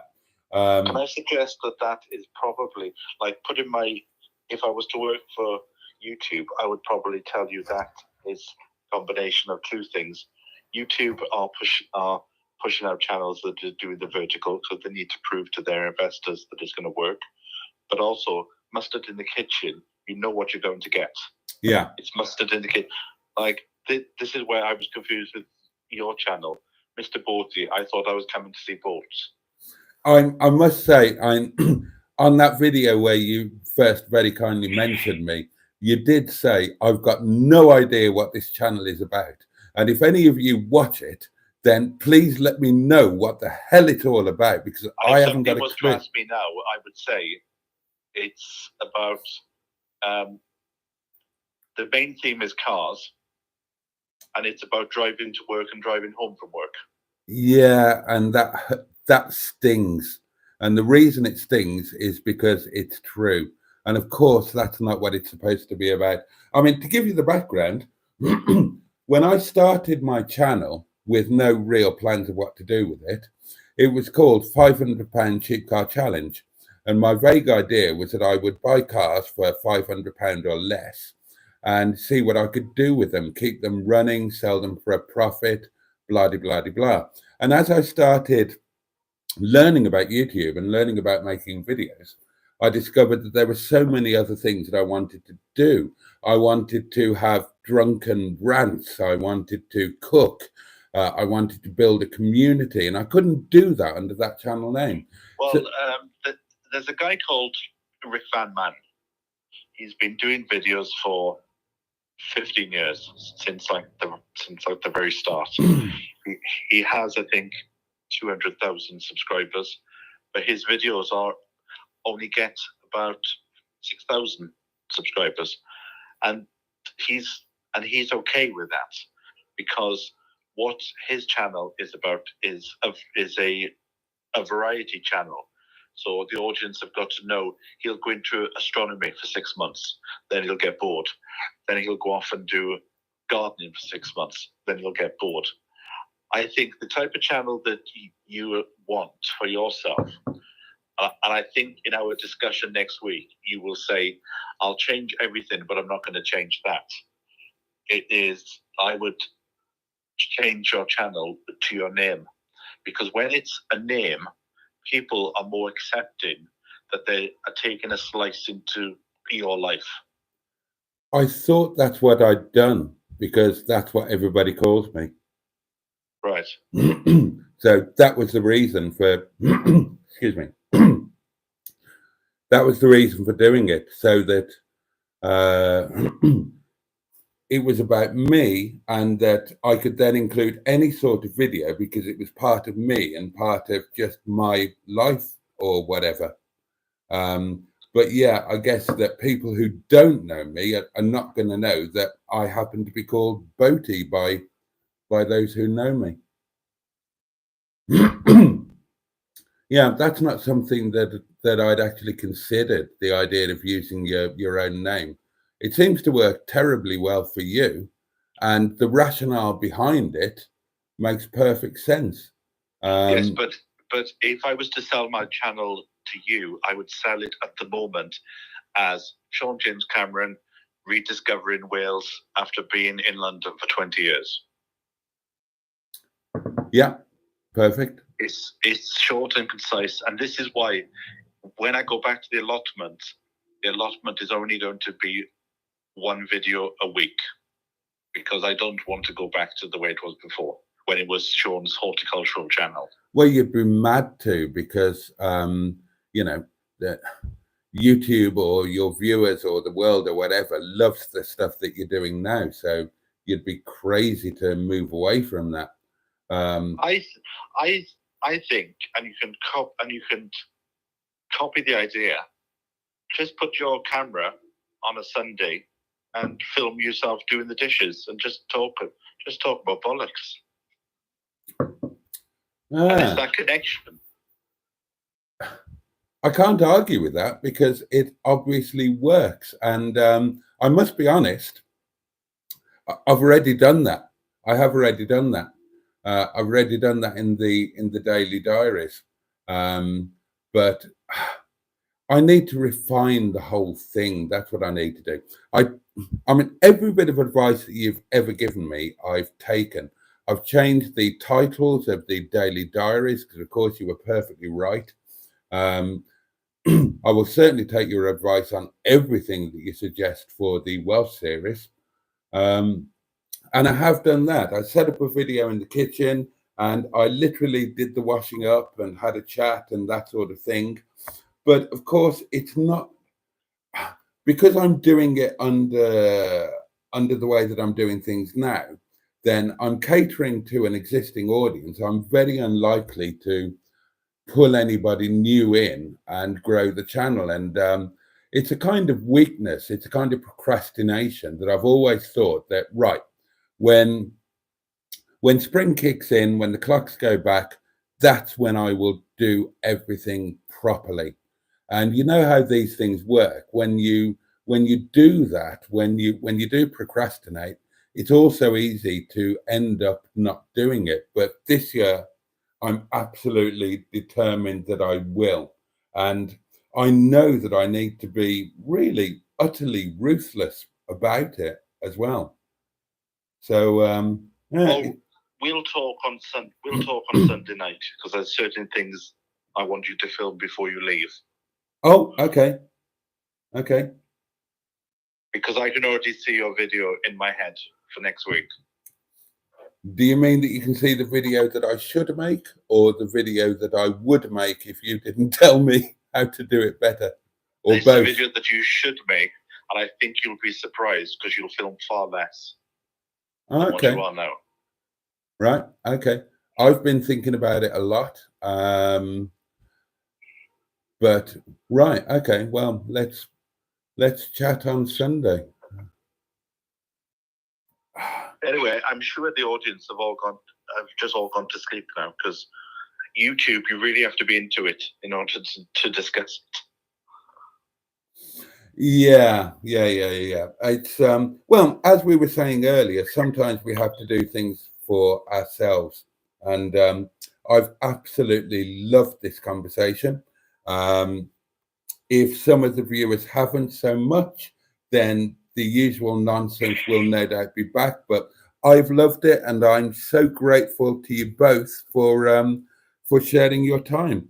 And Tracy is saying that she's loved it as well, and that she is also learning from you, Sean. So yeah, so grateful to you, Sean, and indeed to you, Mr. Lloyd, for sharing your time with me, and well, with them, with the viewers, of course. And we haven't even spoken about your thumbnails, but I'll keep that for in the car. Oh God, is there a problem with them as well? I was going to ask you, what do you use? What do you use to make your thumbnails? But I use Photoshop, and if you see, I stick to the same format, so that I noticed that. So that once your videos get into the mind of the audience, they can easily find it on screen. Yeah, and again, that makes total sense. Again, that makes total sense. And oh God, I've got so much to learn.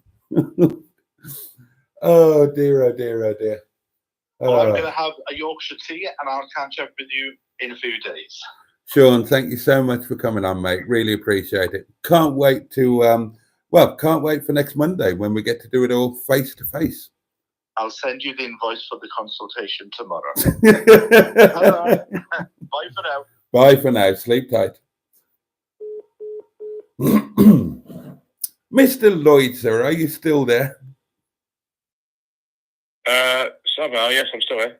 Oh, this is terribly late for you, I imagine. Yeah, don't worry about it, sir. Okay. Well, I, for one, found that really quite interesting. It's, oh gosh, I think unless you actually run a YouTube channel, then you probably wouldn't appreciate just the things that you think about, the things that go through your mind, the things you can even become obsessed about. Because when you just watch somebody else's videos, then you might think X, Y, and Z. And I just think it's really interesting to get an insight into what's actually going on behind the videos. Or maybe I only think that because I try and make videos myself. And maybe to the viewer, it's not interesting at all. But I've loved this. I've really enjoyed this very much. Oh, Simone has joined us. Sherry K, sorry, has joined us. Sorry, sir. Carry on. I think it's one of these things. I mean, I had a bit of a disaster as well at the BMC Leyland show in July last year. And in fact, my video was much later than usual. And I just had unforeseen technical problems with my laptop and trying to get it out. And I made a very, very vlog about it. But nobody's actually seems to be that interested because they don't quite understand, what is like rendering and editing and things like that, and why your laptop might be slow, why your exec actually might be slow and things like that. They're not really that interested. They're more interested in like whose video gets there first, if that makes sense. Yeah, it does. And so a lot of people don't find the stuff particularly interesting. If you do make videos about stuff and you do understand what the issues are someone is going through, and we've discussed ourselves privately many times what this is, and I know that you and Captain Master talk about it as well. I talk about it with people. I talk with Miss Richardson about that kind of stuff. There's very few videos I've had to take down because of problems once they're up, but he's had to do that, so have I. And because you lose all the views and links and things if you do that, but I have had to do that in the past because sometimes it's somebody decides that you're infringing on their copyright when you're not, and sometimes you make a mistake in editing that's so bad that you can't fix it on the YouTube editor fix. You have to take the whole video down, and that is a huge problem because all the searches and things, but they just go sort of wrong. Even some really big channels have to do that actually. Yeah, absolutely. Channels of hundreds of thousands of subscribers have to take the videos down for whatever reason. And, it's not always the best. You got someone else calling in, have you? It would appear so. Let's see who we... all right. Okay. No problem. Hang on 1 second. Hang on. Right, you are now live. Sean again, just one more thing before I go off to bed, which I picked up on today with your videos, which you might not be aware of. Okay. When you put a video out, YouTube has, for the last 2 years, have now been scanning your video. So they make a transcript of every single thing that you've said in the video, and that becomes searchable via Google. Okay. So sometimes I'll repeat a phrase, or I'll say something that's in the news, but I'll say something like, in tomorrow's video, I do a throwaway remark about is King Charles going to be dead by the end of the year? Because I know that's a searchable thing at the moment. And what I picked up when I bumped into your live this morning was they were swearing. Your video will be held back because of that. Really? Because it's been scanned. So the transcript, you go to any of your videos that you've put out, and there should be a button there to say show the transcript. Yeah. And if there is swearing there, your video will not get pushed as much. God, I swear in all of mine. Dear, oh dear. It was just something that I picked up on when I dipped into the video when you were doing the food. Okay. And I thought I need to pass that little snippet of information on. And this is why the American videos will they'll keep repeating, welcome to today's video. I'm going to teach you how to make a souffle in the kitchen. Well, before we go into the kitchen and we make the souffle, let me just tell you this story. So they keep repeating the words because that comes up in search. So back last year, all of my videos were discovered by Google search. Right. Okay. So, well, we've still got you here. Yeah. Obviously, and I think most of my viewers have probably watched your videos now or are familiar with your channel. I don't know how to phrase this question. What would you say are the reasons that you got your quite substantial breakthrough? Now, I've explained it when I was chatting about it with Mustard. I don't think that you've changed anything. I think the only thing that changed was your situation. And I know that when I found you, and I found you at about the time that you were making the move, that first video, the one that's now got 157,000 views, I found that absolutely intoxicating. I thought that it was in some ways heartbreaking. In some ways, I thought it was incredibly dignified. But it was just like mesmerizing, and you just wanted to watch the next one. And also you wanted to go back and watch the videos that led up to that one. But you hadn't changed your filming style or your presenting style or anything. It was just the situation that changed, in my eyes. What changed is the fact that I was latching on to the leaving London. I've been in London for all these years. I want to leave it. A lot of people want to leave London, but they can't financially, or they haven't got the balls to. Yeah. It was that. I think it's balls. It was going to live in the countryside. It was the cost of living, but fundamentally it was showing, not telling. So a lot of people say, I'm going to do this and I'm going to do that. And whether they go off and do it or not is a secondary thing. People like to see progress within a video. So rather than saying, I'm going to go off to Wales, they want to see you go to Wales. So your video for next week, I see it in my head as you in your kitchen. Starts off by going, you get to a certain age and you start thinking about, start thinking about death, and therefore you start thinking about your childhood. Yeah, and totally. I don't know if this is a good idea or not, but I have a yearning to go back and then explain what the hero is. Yeah, and then sort of go, right, come on then, let's go.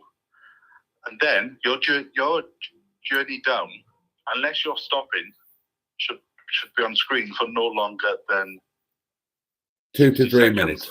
Oh, 60 30. seconds. Blimey. Okay. Because people aren't interested. They want to get into this. They want to get into the story. Yeah, agreed. They want to get into it. So in my video for next week, I'm going to be stood by the side of the road, just saying, I don't know what I'm doing. I'm stood by the side of the road here, and I'm going to meet a man that I've never met before, and I'm just waiting for him to turn up. So if I'm dead by the end of this video, and surely somebody can phone the police. And then the shot is going to be you driving in, and then it'll be a bit of chat in the car. We'll be up on top for an ice cream. You'll say, this is where I was. This is where I was born. From that point onwards, I don't know what's going to happen, but I have the middle and the end already in my head, and then the story will just play out. But my video for next Monday is only going to be on screen for half an hour. But I'm not going to end the story in my video. I'm going to say, so you'll drop me back home, and I'll say something, sentimental, and sort of go, I think everybody is on a journey. I wonder what his journey is going to end up being. Why didn't you go over and subscribe to his channel and find out? Maybe he'll come back to Wales. Maybe he'll think it's a bad idea. But I don't know what's going to happen next. Let's find out. Well, that would obviously be amazing for me. I wondered about that. I wondered how we were going to work the logistics of whether we were going to whether we were effectively going to make two separate videos kind of simultaneously for each of our channels. No, because my audience won't be interested in you, and your audience won't be interested in me.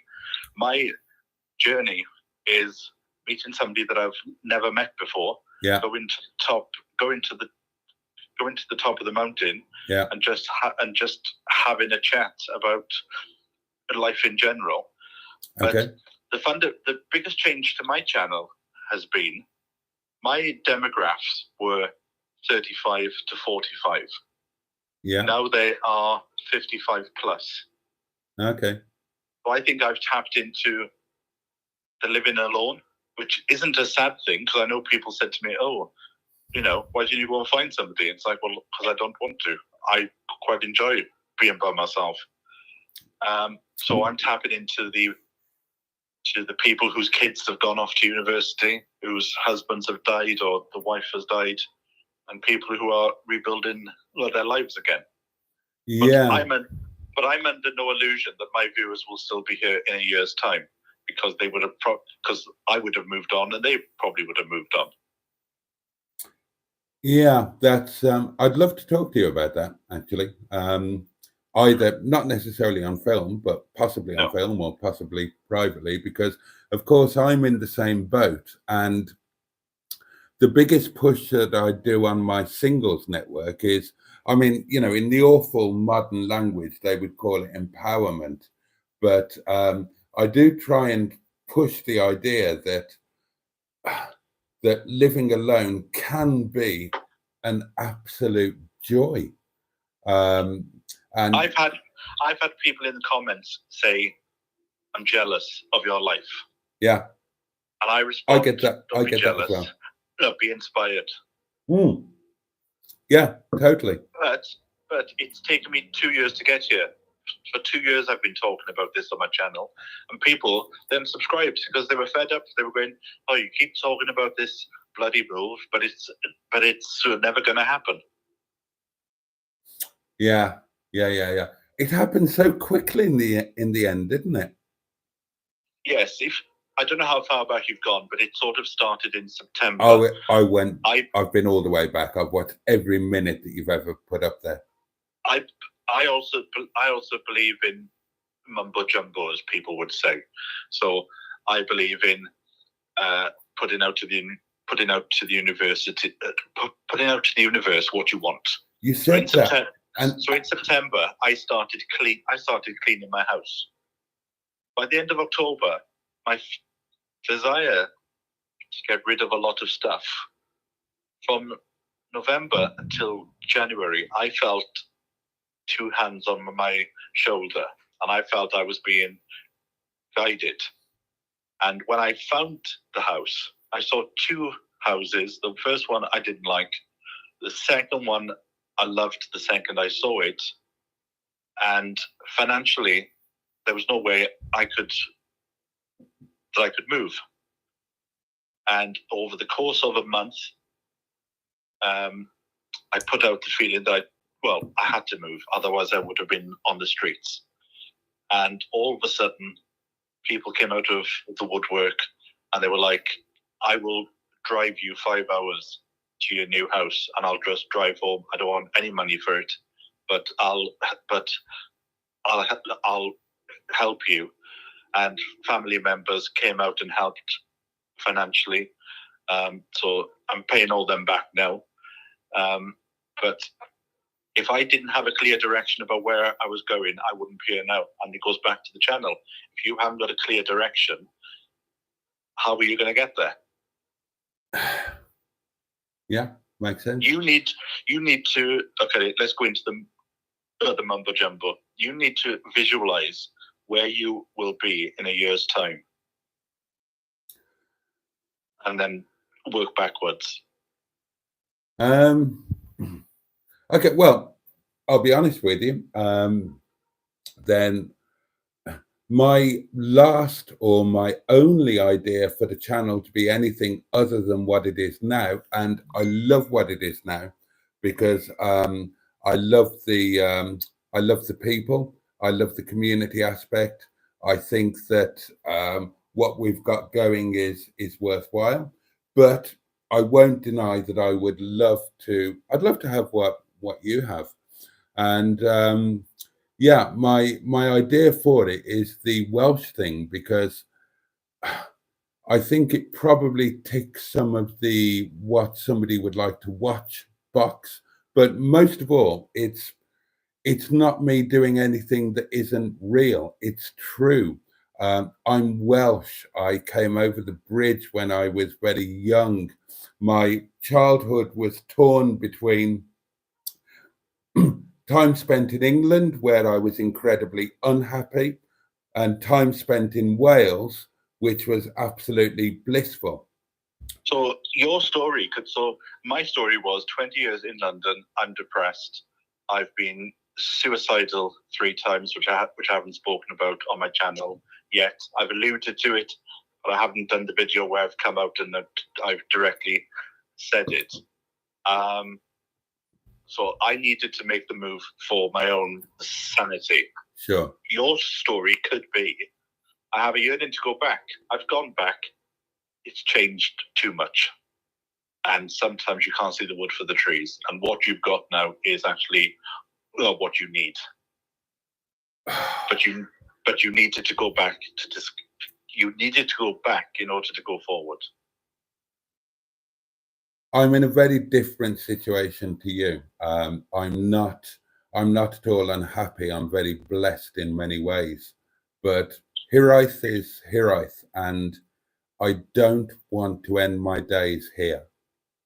And I've never even thought about this. I haven't really properly thought about this, but home is, oh God, home is home, isn't it? My thing is, everybody in my family, we're quite good. We all die at 64 to 65. No, okay. So I'm 50 in a few weeks' time. So I have this psychological thing in my head that I've got 15 years to live. Therefore, if I didn't come back now, I didn't want to die in London. Now, yeah. This could all be in my head, and I could still be here when I'm 86, doing my bloody welcome back to the YouTube channel. Yeah. But I've got that in my head, so I've come back now to develop friendships over the next 10 years in the community, so that when I do collapse on the allotment, at least there'll be somebody to go to the funeral. Oh, bless you. Oh, bless you. How do you feel about being back there now? It's been, where are we now? It's been 4 months. Are there any negatives? I can't see how there would be any negatives. One of the negatives is not to get too involved in the community. Because that's when gossip starts. Ah, right. Yeah. Okay. So as somebody who was always involved in the community here, I don't want to be. I just want to be somebody that's left alone. Will go to the odd event, but don't want to be type of person I was 40 years ago, where we were talking about this. Mustard and I were talking about this today. Where I would have possibly got involved in the local political scene here. You've gone back, as I think it was you told me your sister told you, and you've gone back, and suddenly now you are a big fish in a small pond. And Mustard said I bet he won't feel able to be the person that he used to be locally, because when you achieve a modicum of oh God, it's an awful word, but celebrity or success or whatever, then you never know what people's motivations are for wanting to have anything to do with you. And you could even doubt or question that. Is that a thing for you? I had that when I was in school. My father was the manager of the local cooperative store. Okay. And the miners' strikes started. So I very quickly realized in school that I had a load of friends, because their parents would be in the shop the next week going, "Oh, you can put that on the book, can't you? We can pay that again," because the kids are their best friends in school. So I quickly saw that sometimes you had to be distant. I then went and worked in a profession in TV where people are just false all the time. And by the time I left the industry, they didn't stab you in the back anymore. They stabbed you in the front while they're still having a conversation with you.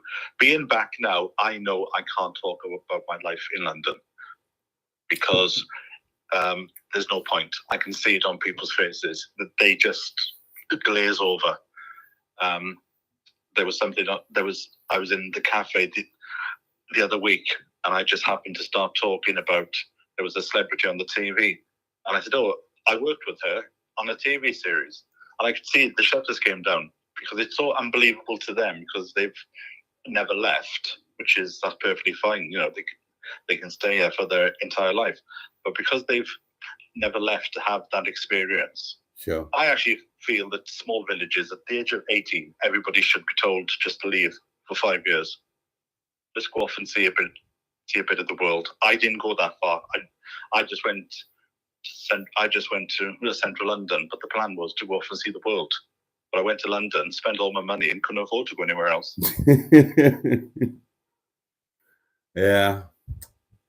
Yeah.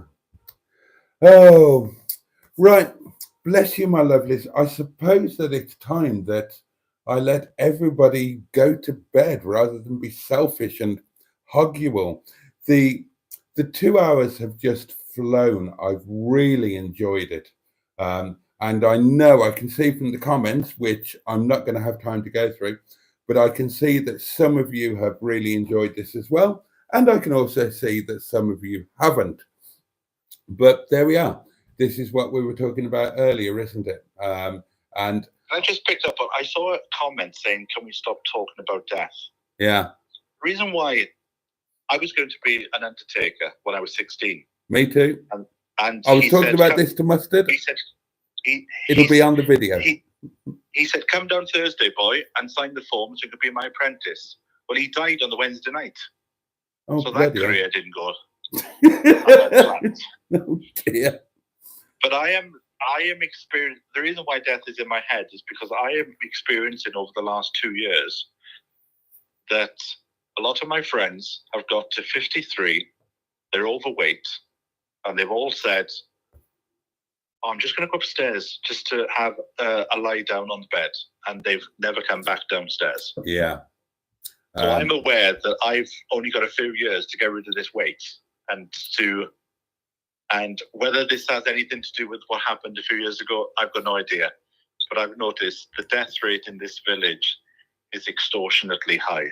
I'm in the same boat myself. I've lost so many friends, and the most recent one, literally 2 nights ago, I got a message while I was at the restaurant to say that, a long-term friend had that I didn't even get the message to say that they'd been diagnosed with an aggressive cancer. I got a message to say that they'd been diagnosed with an aggressive cancer and they died last night in their sleep. And there've been so many over the last couple of years, and it does make you.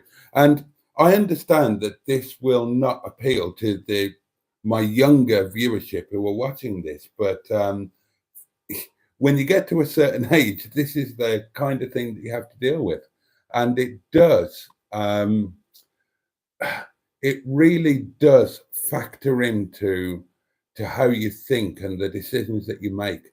And if you are young and you don't think about these things, you don't have to, then great, good for you. But take my advice. If you take nothing else from this, don't wish away any moment of your life, and don't, I don't know, just, grab hold of every bit of time and every opportunity for joy that you have, because before you know it, you fetuses, you youngsters, you will be Sean's age, and then a little bit further along before you know it, you'll be my age. And these are factors that you will have in your mind. So apologies if that is a depressing element to any of you, but I've never shied away from any aspect of my life, and this is very relevant at the moment. And as Sean rightly said, it's part of the reason why I'm doing the Welsh thing. I want to reconnect because I recognise that I'm nearer the end than the beginning. Well, I will just leave you on a funny story. A friend of mine went around the gardening shows like Gardener's World, Chelsea Flower Show, talking about compost. What the best way to do compost. And he used to do this with his friend. And after they did the talk about 3 or 4 years ago at BBC Gardener's World, this friend said to him, "I'm not feeling a bit too well, mate. I'm just going to go out and get a bit of air." He went outside and died. Right. When he was cremated, he left instructions. Half of his ashes went to the wife, and the other half went to his friend with the instructions of putting them on the compost bin. That year was the best year he ever had for the vegetables.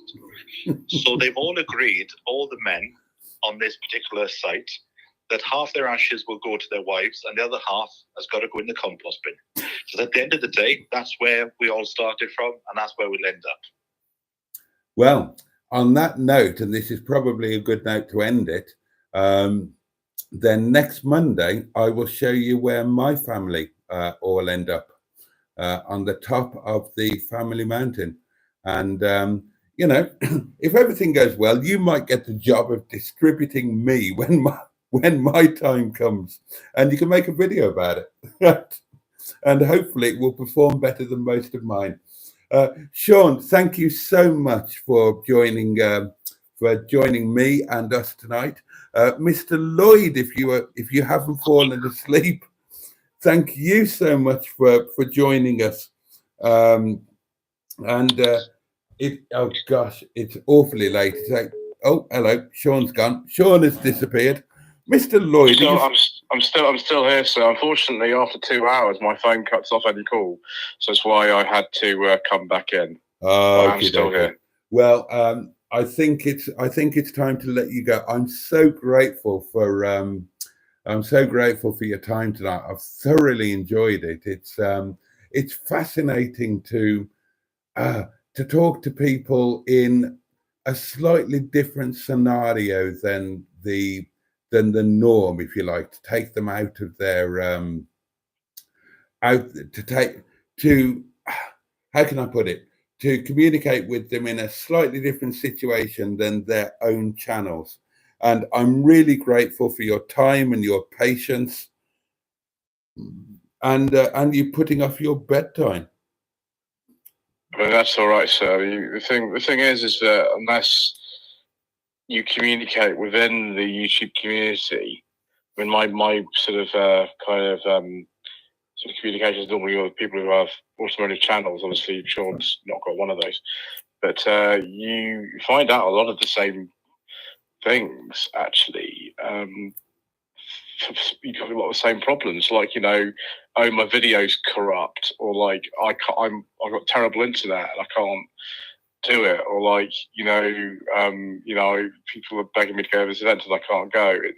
It's all this sort of stuff. A lot of it's very similar, but a big thing is, as what we discussed before, is actually that you know, the videos you want to make and the videos you think people want to watch aren't necessarily the same thing. Absolutely not. And how on earth do you get that balance? I don't know. We'll probably never know. How did Sean get picked up, and how did Captain Mustard get picked up in his other channel? We can speculate, but we really honestly don't know. The biggest question, I'll leave this with you. Okay. Out of the 13 videos I did at the NEC Practical Classic Car and Restoration Show, obviously part 1 normally does the best, and it did. But why was the second best video part 11? God only knows. I will say this. You see, don't know. Before we say goodnight, I will say this to you. And I think tonight's live stream has been indicative that I've brought on 2 of my favourite people. And some people have reacted positively.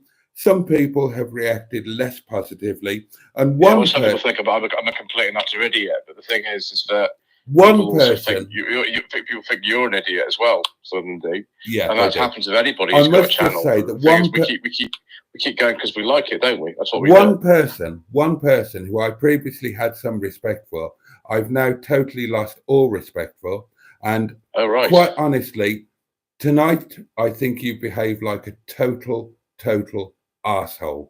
And if you want to bugger off and never look at another one of my videos or another one of my live streams again, I couldn't give a shit. Your comments tonight have been a disgrace, and you should be ashamed of yourself. And that's all that I'm going to say about that. Other than that, moving on, the many people appreciate you, sir. I am one of them. And I think that you have it exactly right, that if you don't like some content or somebody or whatever, then just move along. The idea of spending 2 hours saying I don't like this is utterly ridiculous, and probably indicates that that person, if you've, don't spend 2 hours not liking something. If you don't like something, spend 5 minutes not liking it and then go and do something that you like. Don't spend 2 hours. Anyway, that's enough of that. Sorry, who are you talking to? I'm sorry. I'm not going to name him, but there's somebody that's been whose comments I've been trying to avoid. They've spent the whole 2 hours just being entirely negative and just generally unpleasant. And I've been seeing them. I think I will say this very quickly, Reverend Parry Hughes. The number of people who write comments that are saying to me in like the third person, like sort of saying, why? So who does this person think that he is, and so and so. It's like, hang on, why are you talking to me in the third person? Like, who do you think made the video? Yeah. It's a very strange thing with YouTube because, I don't know who you are. You're just like some kind of avatar and some name. But like, you see what I do, particularly your channel, because you've put a lot of more of your life on show. And I do.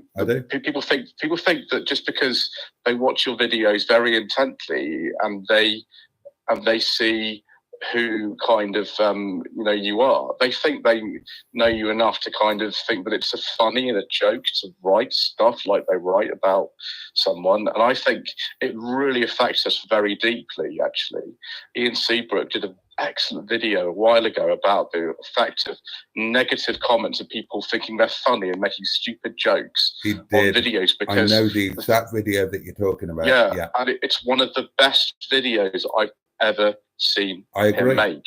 I agree. And I think that before you write any comment, whether it's on a live stream, on a normal video, or even if you see somebody in real life at a show, you be very, very careful about what you say. And the best thing to do, the kindest thing you can do, if you don't have anything nice to say or constructive, because, you know, we only learn from people being nice and constructive about stuff and that kind of thing. I've had people actually really help me when I've put a video up to the members and the whole sound's missing on it. And this helped me out massively. They were planning to say it. So I don't say that you shouldn't say anything that's anyway negative, but you've got to be very careful about the fact that you're affecting someone's life. And I think, you know, people who behave stupidly and kind of think they're really funny and think we don't notice and see like that. Yeah. You just don't really want people like that around, do you? No. I mean, you have to have a thick skin to a certain extent, and you have to accept that if you put stuff out there, then you are to some degree inviting that sort of thing. But oh, of course. Oh, yeah. That's right. But yeah, it would be nice if people were a little bit more aware that that what they say might not just go. It might not just be a comment that's on a screen that you look at and then just runs away. It might go into your ear, into your brain, and rattle around in there for the next 2 or 3 days. And I am the most arrogant, well, forgive the language, but I'm the most arrogant arsehole that you will ever come across. But even I will tell you. I don't think you are, because I could tell you other people who I won't mention who I've come across who fit that description. I don't think you actually do, because you wouldn't have had me tonight on doing this if you were, would you? Again, it's back to the discussion we had earlier, and this is what I was trying to say to you before we said goodnight. I just want to let you know that many people really, really appreciate what you do. I am one of them. I love the fact that we are now friends, and I'm very proud of that. And I was delighted to have you on tonight. And yeah, it's not everybody's going to like it. Not everybody likes me, but there we are. I just absolutely wanted you to know that that you're definitely appreciated by many, and I am one of your biggest fans. I am a Lloyd Vehicle Consulting channel member. Yes, you are. You got to see the panda video far before everyone else did, because you're a channel member. I did, and I loved it. I loved that video. It's one of, I mean, I don't always comment on your videos. In fact, I very rarely do. But I do always watch them, and I particularly love that video because, as I said in the comment, it rattled an old memory. But there we are. I really should. I really should let everybody go to bed, shouldn't I? So yeah, that's right. I can't keep doing this frequently because my lady wife probably won't let me do it. So indeed, Mr. Lloyd, I'm so grateful. I'm so grateful for your time and input and insight tonight. Thank you very much indeed. I won't ask you to do this again anytime soon, so as not to annoy your good lady wife. And got to keep her sweet, sir, because she allows me to do a lot of stuff. Yes, indeed. Yeah. Yeah, there we are. Okay, well, oh, are you still coming up? Well, Mustard. next month. Yeah. No, I'm still going. It's all in the plan. It's all planned. Everything's booked. It's all happening. Don't worry about that. Oh, good stuff. Well, I will see you next time then, sir. And again, thank you very much indeed. All right, sir. Well, good night, every viewers, and make sure if you aren't subscribed to Boaty's World, or whatever the channel's going to be called from now on, then make sure, because if you subscribe, you still be the same person. It's just the channel name might be different, as Captain Mustard knows now too. Indeed. All right. Good night, sir. Sleep tight, and much love to you and your good lady. Thank you, Reverend Barry Hughes. Bye-bye. Bye-bye. Oh, gosh. There we are. Right. Well, I know some of you didn't enjoy that. And what can I say? I loved it.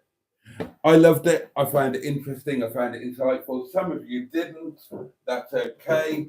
I mean, I will share something with you.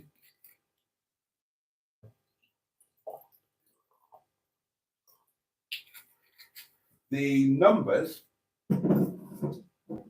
for tonight's live stream that some of you have absolutely hated, the numbers have been my best numbers for quite a while, and I'll take that. So I will quickly scroll through the last of the comments before I say good night to you. Diddly-do. Yes, I agree, Barry Scrotter.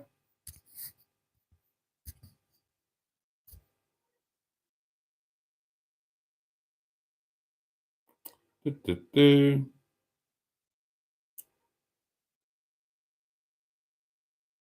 It's been an interesting phone-in session this evening, Boaty says Chaz Brown. I'm glad you found it interesting.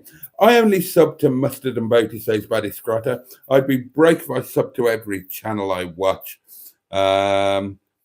Neil says, if I've offended you in any way, Boaty, all I can say is, what?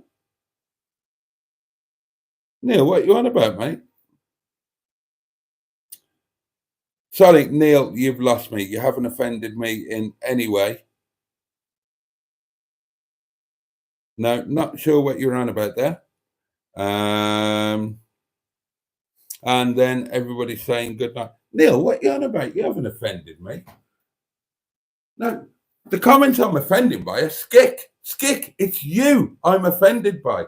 2 hours you've gone on and on and on. You've ranted on about this, that, and you've been disrespectful, and you've been, Skick, Joseph is right. Okay, this live might have been a bit different to the others, right? If you don't like it, just stop watching it. Don't make all of that, oh, God almighty, spamming with the comments. I had to put Skick in time out. The comments were just incessant. Bloody hell. Okay, right.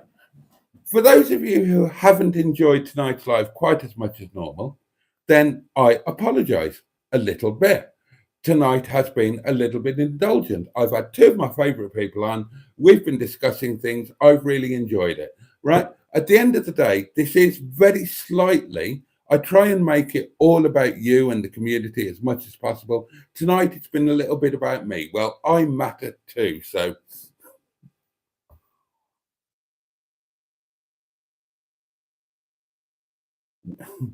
Well, we knew it was Skick. Yeah, of course it is. Have you seen the comments? Bloody hell.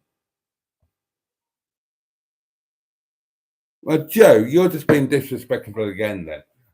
Mr. Lloyd quite rightly says he doesn't enjoy being called by a surname. Right, Joe, or shall I call you Cox? Would you enjoy it if I called you Cox all the time? I imagine that you wouldn't. You don't even like that name being mentioned.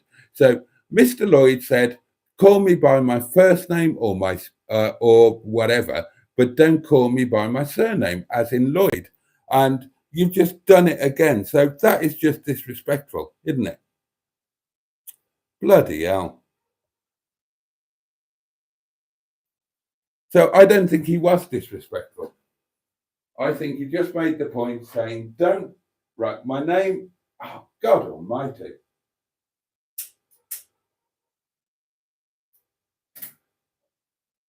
I'm going to lose about 100 subscribers tonight, aren't I? Oh dear, oh dear, oh dear.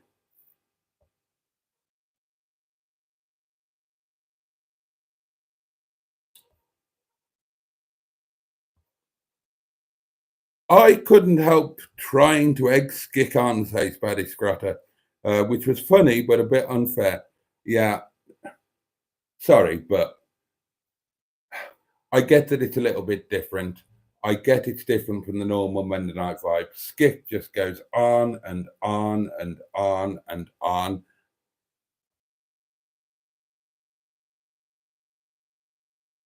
Sean was brilliant, says Jimmy Quinn. I agree. Sean was brilliant. Bloody hell, this has been a really divisive live stream for some reason. Huh, dear, oh dear. I didn't see it ended up like this.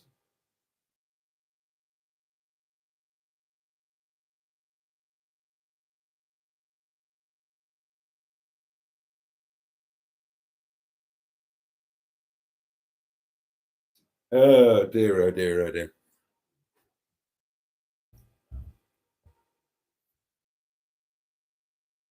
Joe, really? Really?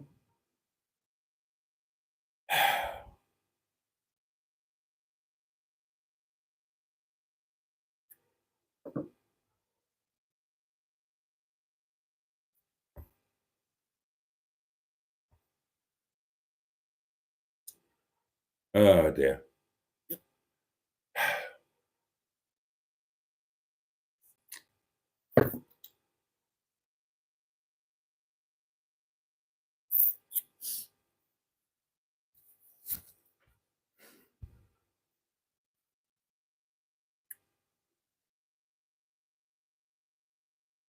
Okay, well, on the plus side, I've got a really nice curry that I'm going to enjoy very much. I've got some wine left, and guess what? My hangover is gone. My hangover is gone. Oh, God Almighty. No, don't end on a low. I agree with that. Oh, God. Joe, I didn't call him by his channel name. The channel name is Lloyd Vehicle Consulting. I called him Mr. Lloyd all night. Sometimes I called him Joseph, right? You don't just call people by their surname, really. It's just not the done thing. You call people by their surname when they're at school, kind of thing. Oh dear. Yes, good idea, Trace. Probably a great idea for the stream to end and everyone to go to bed, or time people out to let them cool off before things are said again. Oh yeah. Come on, everybody. Let's just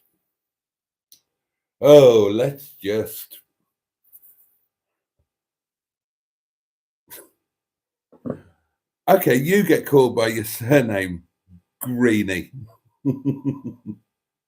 But you might be okay with it. Not everybody is. It's just,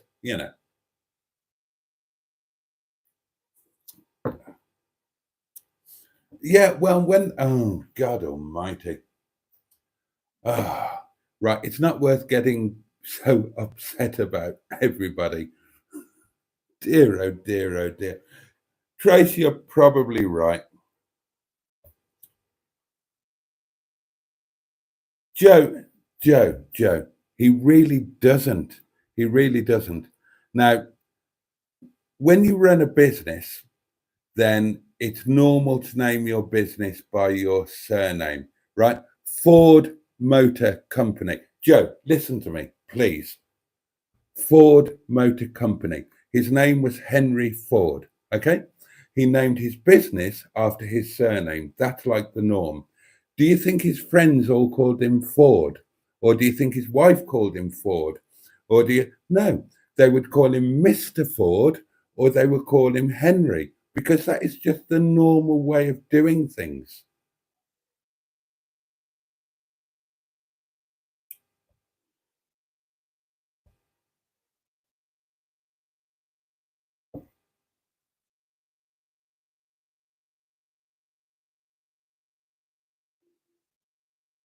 Right, that is completely out of order. Right, Joe, you overstepped the line.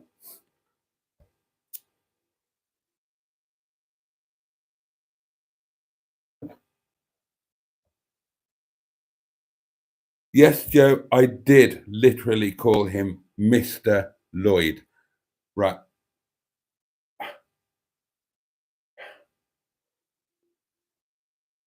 I won't eat my words, Joe. I understand that I called him Mr. Lloyd, right? That is normal. Lloyd is his surname. So to call him Mr. Lloyd is okay. To call him Joseph, his Christian name, that's okay. To call him Lloyd without the Mr., that is not okay. I don't know if it's because you're younger or whatever, and you don't understand how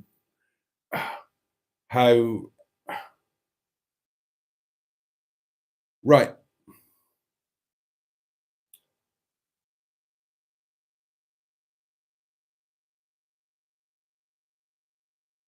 Joe, how can I explain this to you? And Joe, you know I love you to bits. I really do. Right. Maybe you're not getting this. Right. I can call you Joe because I'm your friend. I could call you Mr. Cox because that is your title. That is your title is Mr. because you are a man, and your surname, Mr. Cox. I can't call you Cox. That would be disrespectful. So calling Mr. Lloyd just Lloyd is disrespectful, and that's all it's about. There's no need to get upset, and there's certainly no need to start using the C word, which fortunately was.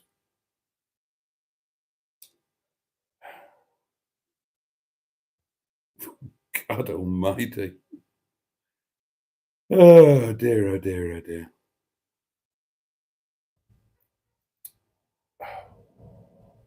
Oh, what a big fallout out of over something so little. Right, let's put this to bed on a good thing.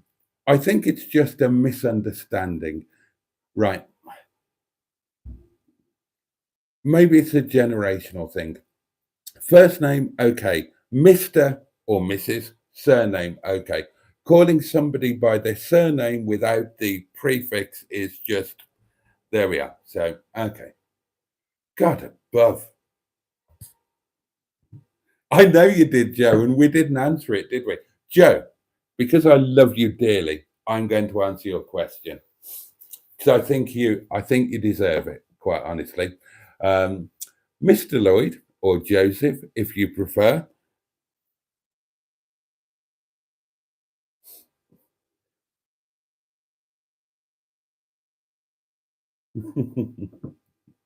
I'm not going to go into the ins and outs, but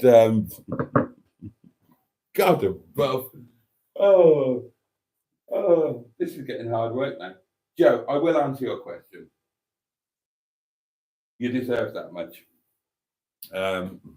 For various reasons, which I won't go into, but I will take full responsibility for. Obviously, the situation with Rover 623, which is what your question was about, has gone on for some while, some very long while. And I take full responsibility. Myself and Captain Mustard buggered about for too long, and we didn't get the car ready for Mr. Lloyd as we should have. And as a result, and there are other reasons as well that I won't entirely go into. Mr. Lloyd will not be buying, what's the car called? Not Hattie Seacombe. That's Neil's. Windsor Davis. That's it. Mr. Lloyd will not be buying Windsor Davis, very sadly. But happily, that means I can have him, and I'm genuinely considering that. So the situation with the Rover 623, known as Windsor Davis, is that on Thursday, he is going in to have all of his work done. He will then have an MOT, and he will then either be for sale, or I will be keeping him and getting rid of all of my silver cars and starting a new gold fleet. So I hope that answers that.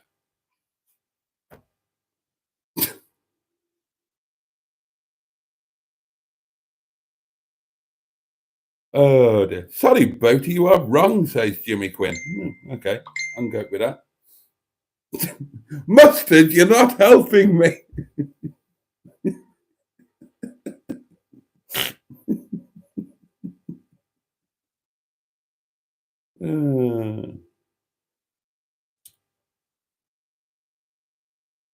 Joe, you're out of order, mate. You're out of order. I understand that you're a younger generation, but trust me, I used to be a businessman. Businesses are traditionally named after surnames. Without the title, without the Mr., right? It's not called Mr. Ford, is it? It's called Ford Motor Company, not Mr. Ford Motor Company. It's called Toyota. It's not called Mr. Toyota. That does not mean that when you address somebody, you address them by their surname. It's a difference between formality and informality. Okay? Now, I'm sure that you didn't mean any disrespect, but people don't like being called by their surname in that fashion, not without the title. That's all it is. Bloody hell, just accept that. Oh dear. Oh God. Anybody else want to have any more arguments before I bugger off and eat my curry? Oh, Godfathers. Oh, it's hard work being a YouTuber. It's hard work doing live streams. Well, there you are. I've clearly alienated all of my audience and friends, so I will just have to wipe my channel out and start again from scratch next Monday when I do the Welsh thing. There we are.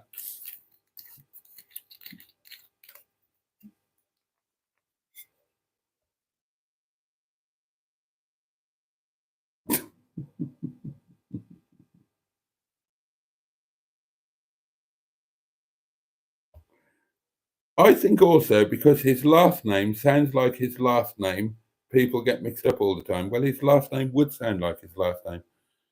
Oh God above. I'm losing the plot here. Oh God, can I just eat my curry and go to bed? Okay, well, this situation clearly isn't going to get any better, is it? So, and I might be annoying my neighbours. So let's call this one a night. I've completely frozen my wine. But on the plus side, my hangover is gone. I've had a thoroughly enjoyable night. Stephen, I apologise. Stephen, I cannot.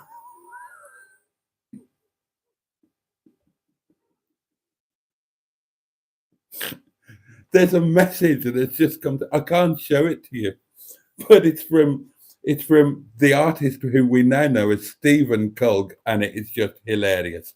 Well done, sir. Well done, sir. I fell asleep. What did I miss? Right. Nobody is barred. Nobody is barred. Dear, who said that? Oh, Jimmy Quinn. Nobody is barred. What are you talking about? I'm sorry it's all kicking off after a nice phone-in. Yes, so am I. I mean, it's just... I guess that this is... Yeah.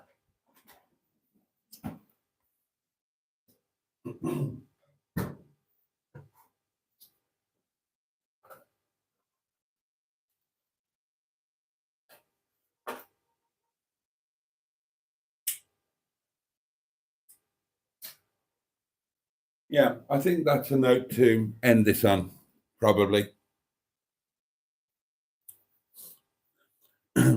Jimmy, I didn't bask it. I turned his commenting off for 5 minutes because it was incessant, it was unhelpful, and it was disrespectful.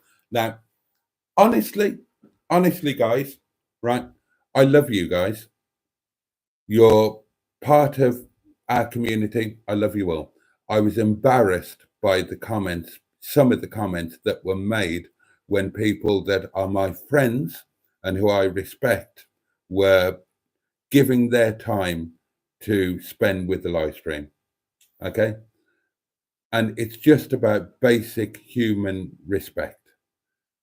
I was embarrassed and I was ashamed and I was cringing. They were speaking. I'm reading through the comments and I'm just thinking, this is appalling. And don't worry, I won't make the same mistake again. There's no way that I would allow my friends, people that I call my friends, to read those sort of comments. So it won't happen again. Tomorrow night, it will be just me. Don't panic. Honestly, it was awful.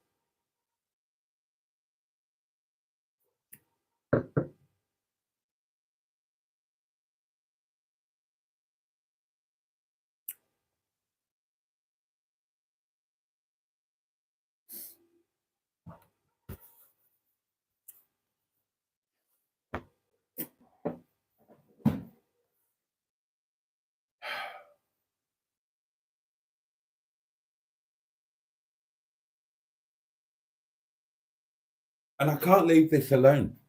I really should go to bed for the sake of upsetting the neighbours. Honestly, if people unsubscribe, if people don't watch videos, I can't take it personally. But surely there's got to be a reverse thing.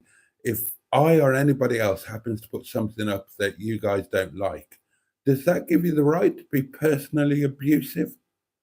I don't think it does. And Neil, I'm not talking about you. Joe, I'm not talking about you.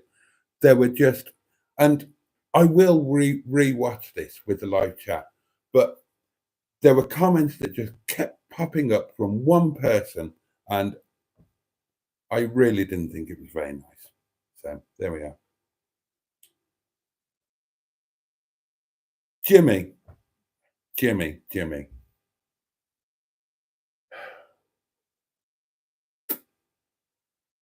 I'm not going to win with you guys. I'm not going to get across to you, right? If I did to you what you're doing to me and to my guests and my friends, then how would you like it if I said, your comments are the words that you're saying, you're so-and-so? It's just not done. Just be nice. Be nice, people, honestly. And on that note, what should have been a great night kind of ended not so well. And I'm sorry about that. And I apologize to my guests. And in a way, I'm even a little bit glad about it because it makes it easier to make the changes to the channel that I probably need to make. Because quite honestly, everything that I was so proud of, I might not get amazing views, I might not make any money from this, but I thought we had an amazing community. And maybe we do have an amazing community, but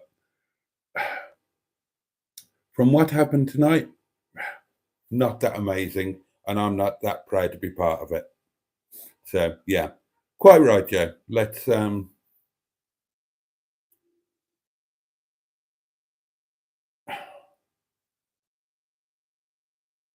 Neil, yeah. Jimmy, all right, I take your point. Jimmy. I do take your point, absolutely. Neil, I absolutely take yours. Joe, you're absolutely right. And God knows I don't want to fall out with any of you. Maybe this was just should we just go? Should we all just go and have something to eat and meet up tomorrow, 11 o'clock, Tuesday night, live? Yeah, you're quite right, Trace. So there we are. Thank you so much for watching. Yeah, Trace, you're probably quite right. I probably didn't deal with that as well. Maybe it came across as a personal conversation. Maybe it wasn't too entertaining for you guys. Completely get that. Anyway.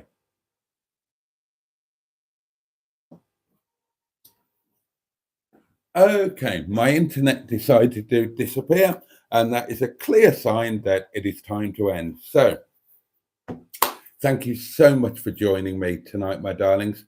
Thank you to both of my guests, and exactly what a time to lose the bloody internet. And tomorrow night, I hope nobody's fallen out. Over this. And if anybody was disappointed in any way with tonight's stream, I apologize. I hope some of you enjoyed it.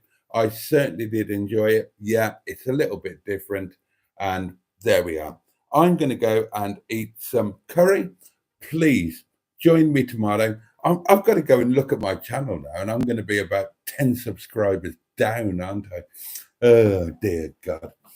Much love to you all. And honestly, I do. I love you all madly. Have a safe and peaceful night. Have the best day that you can tomorrow. And above all, take really, really good care of yourselves. All right, darlings. Good night. But you and indeed, bosh.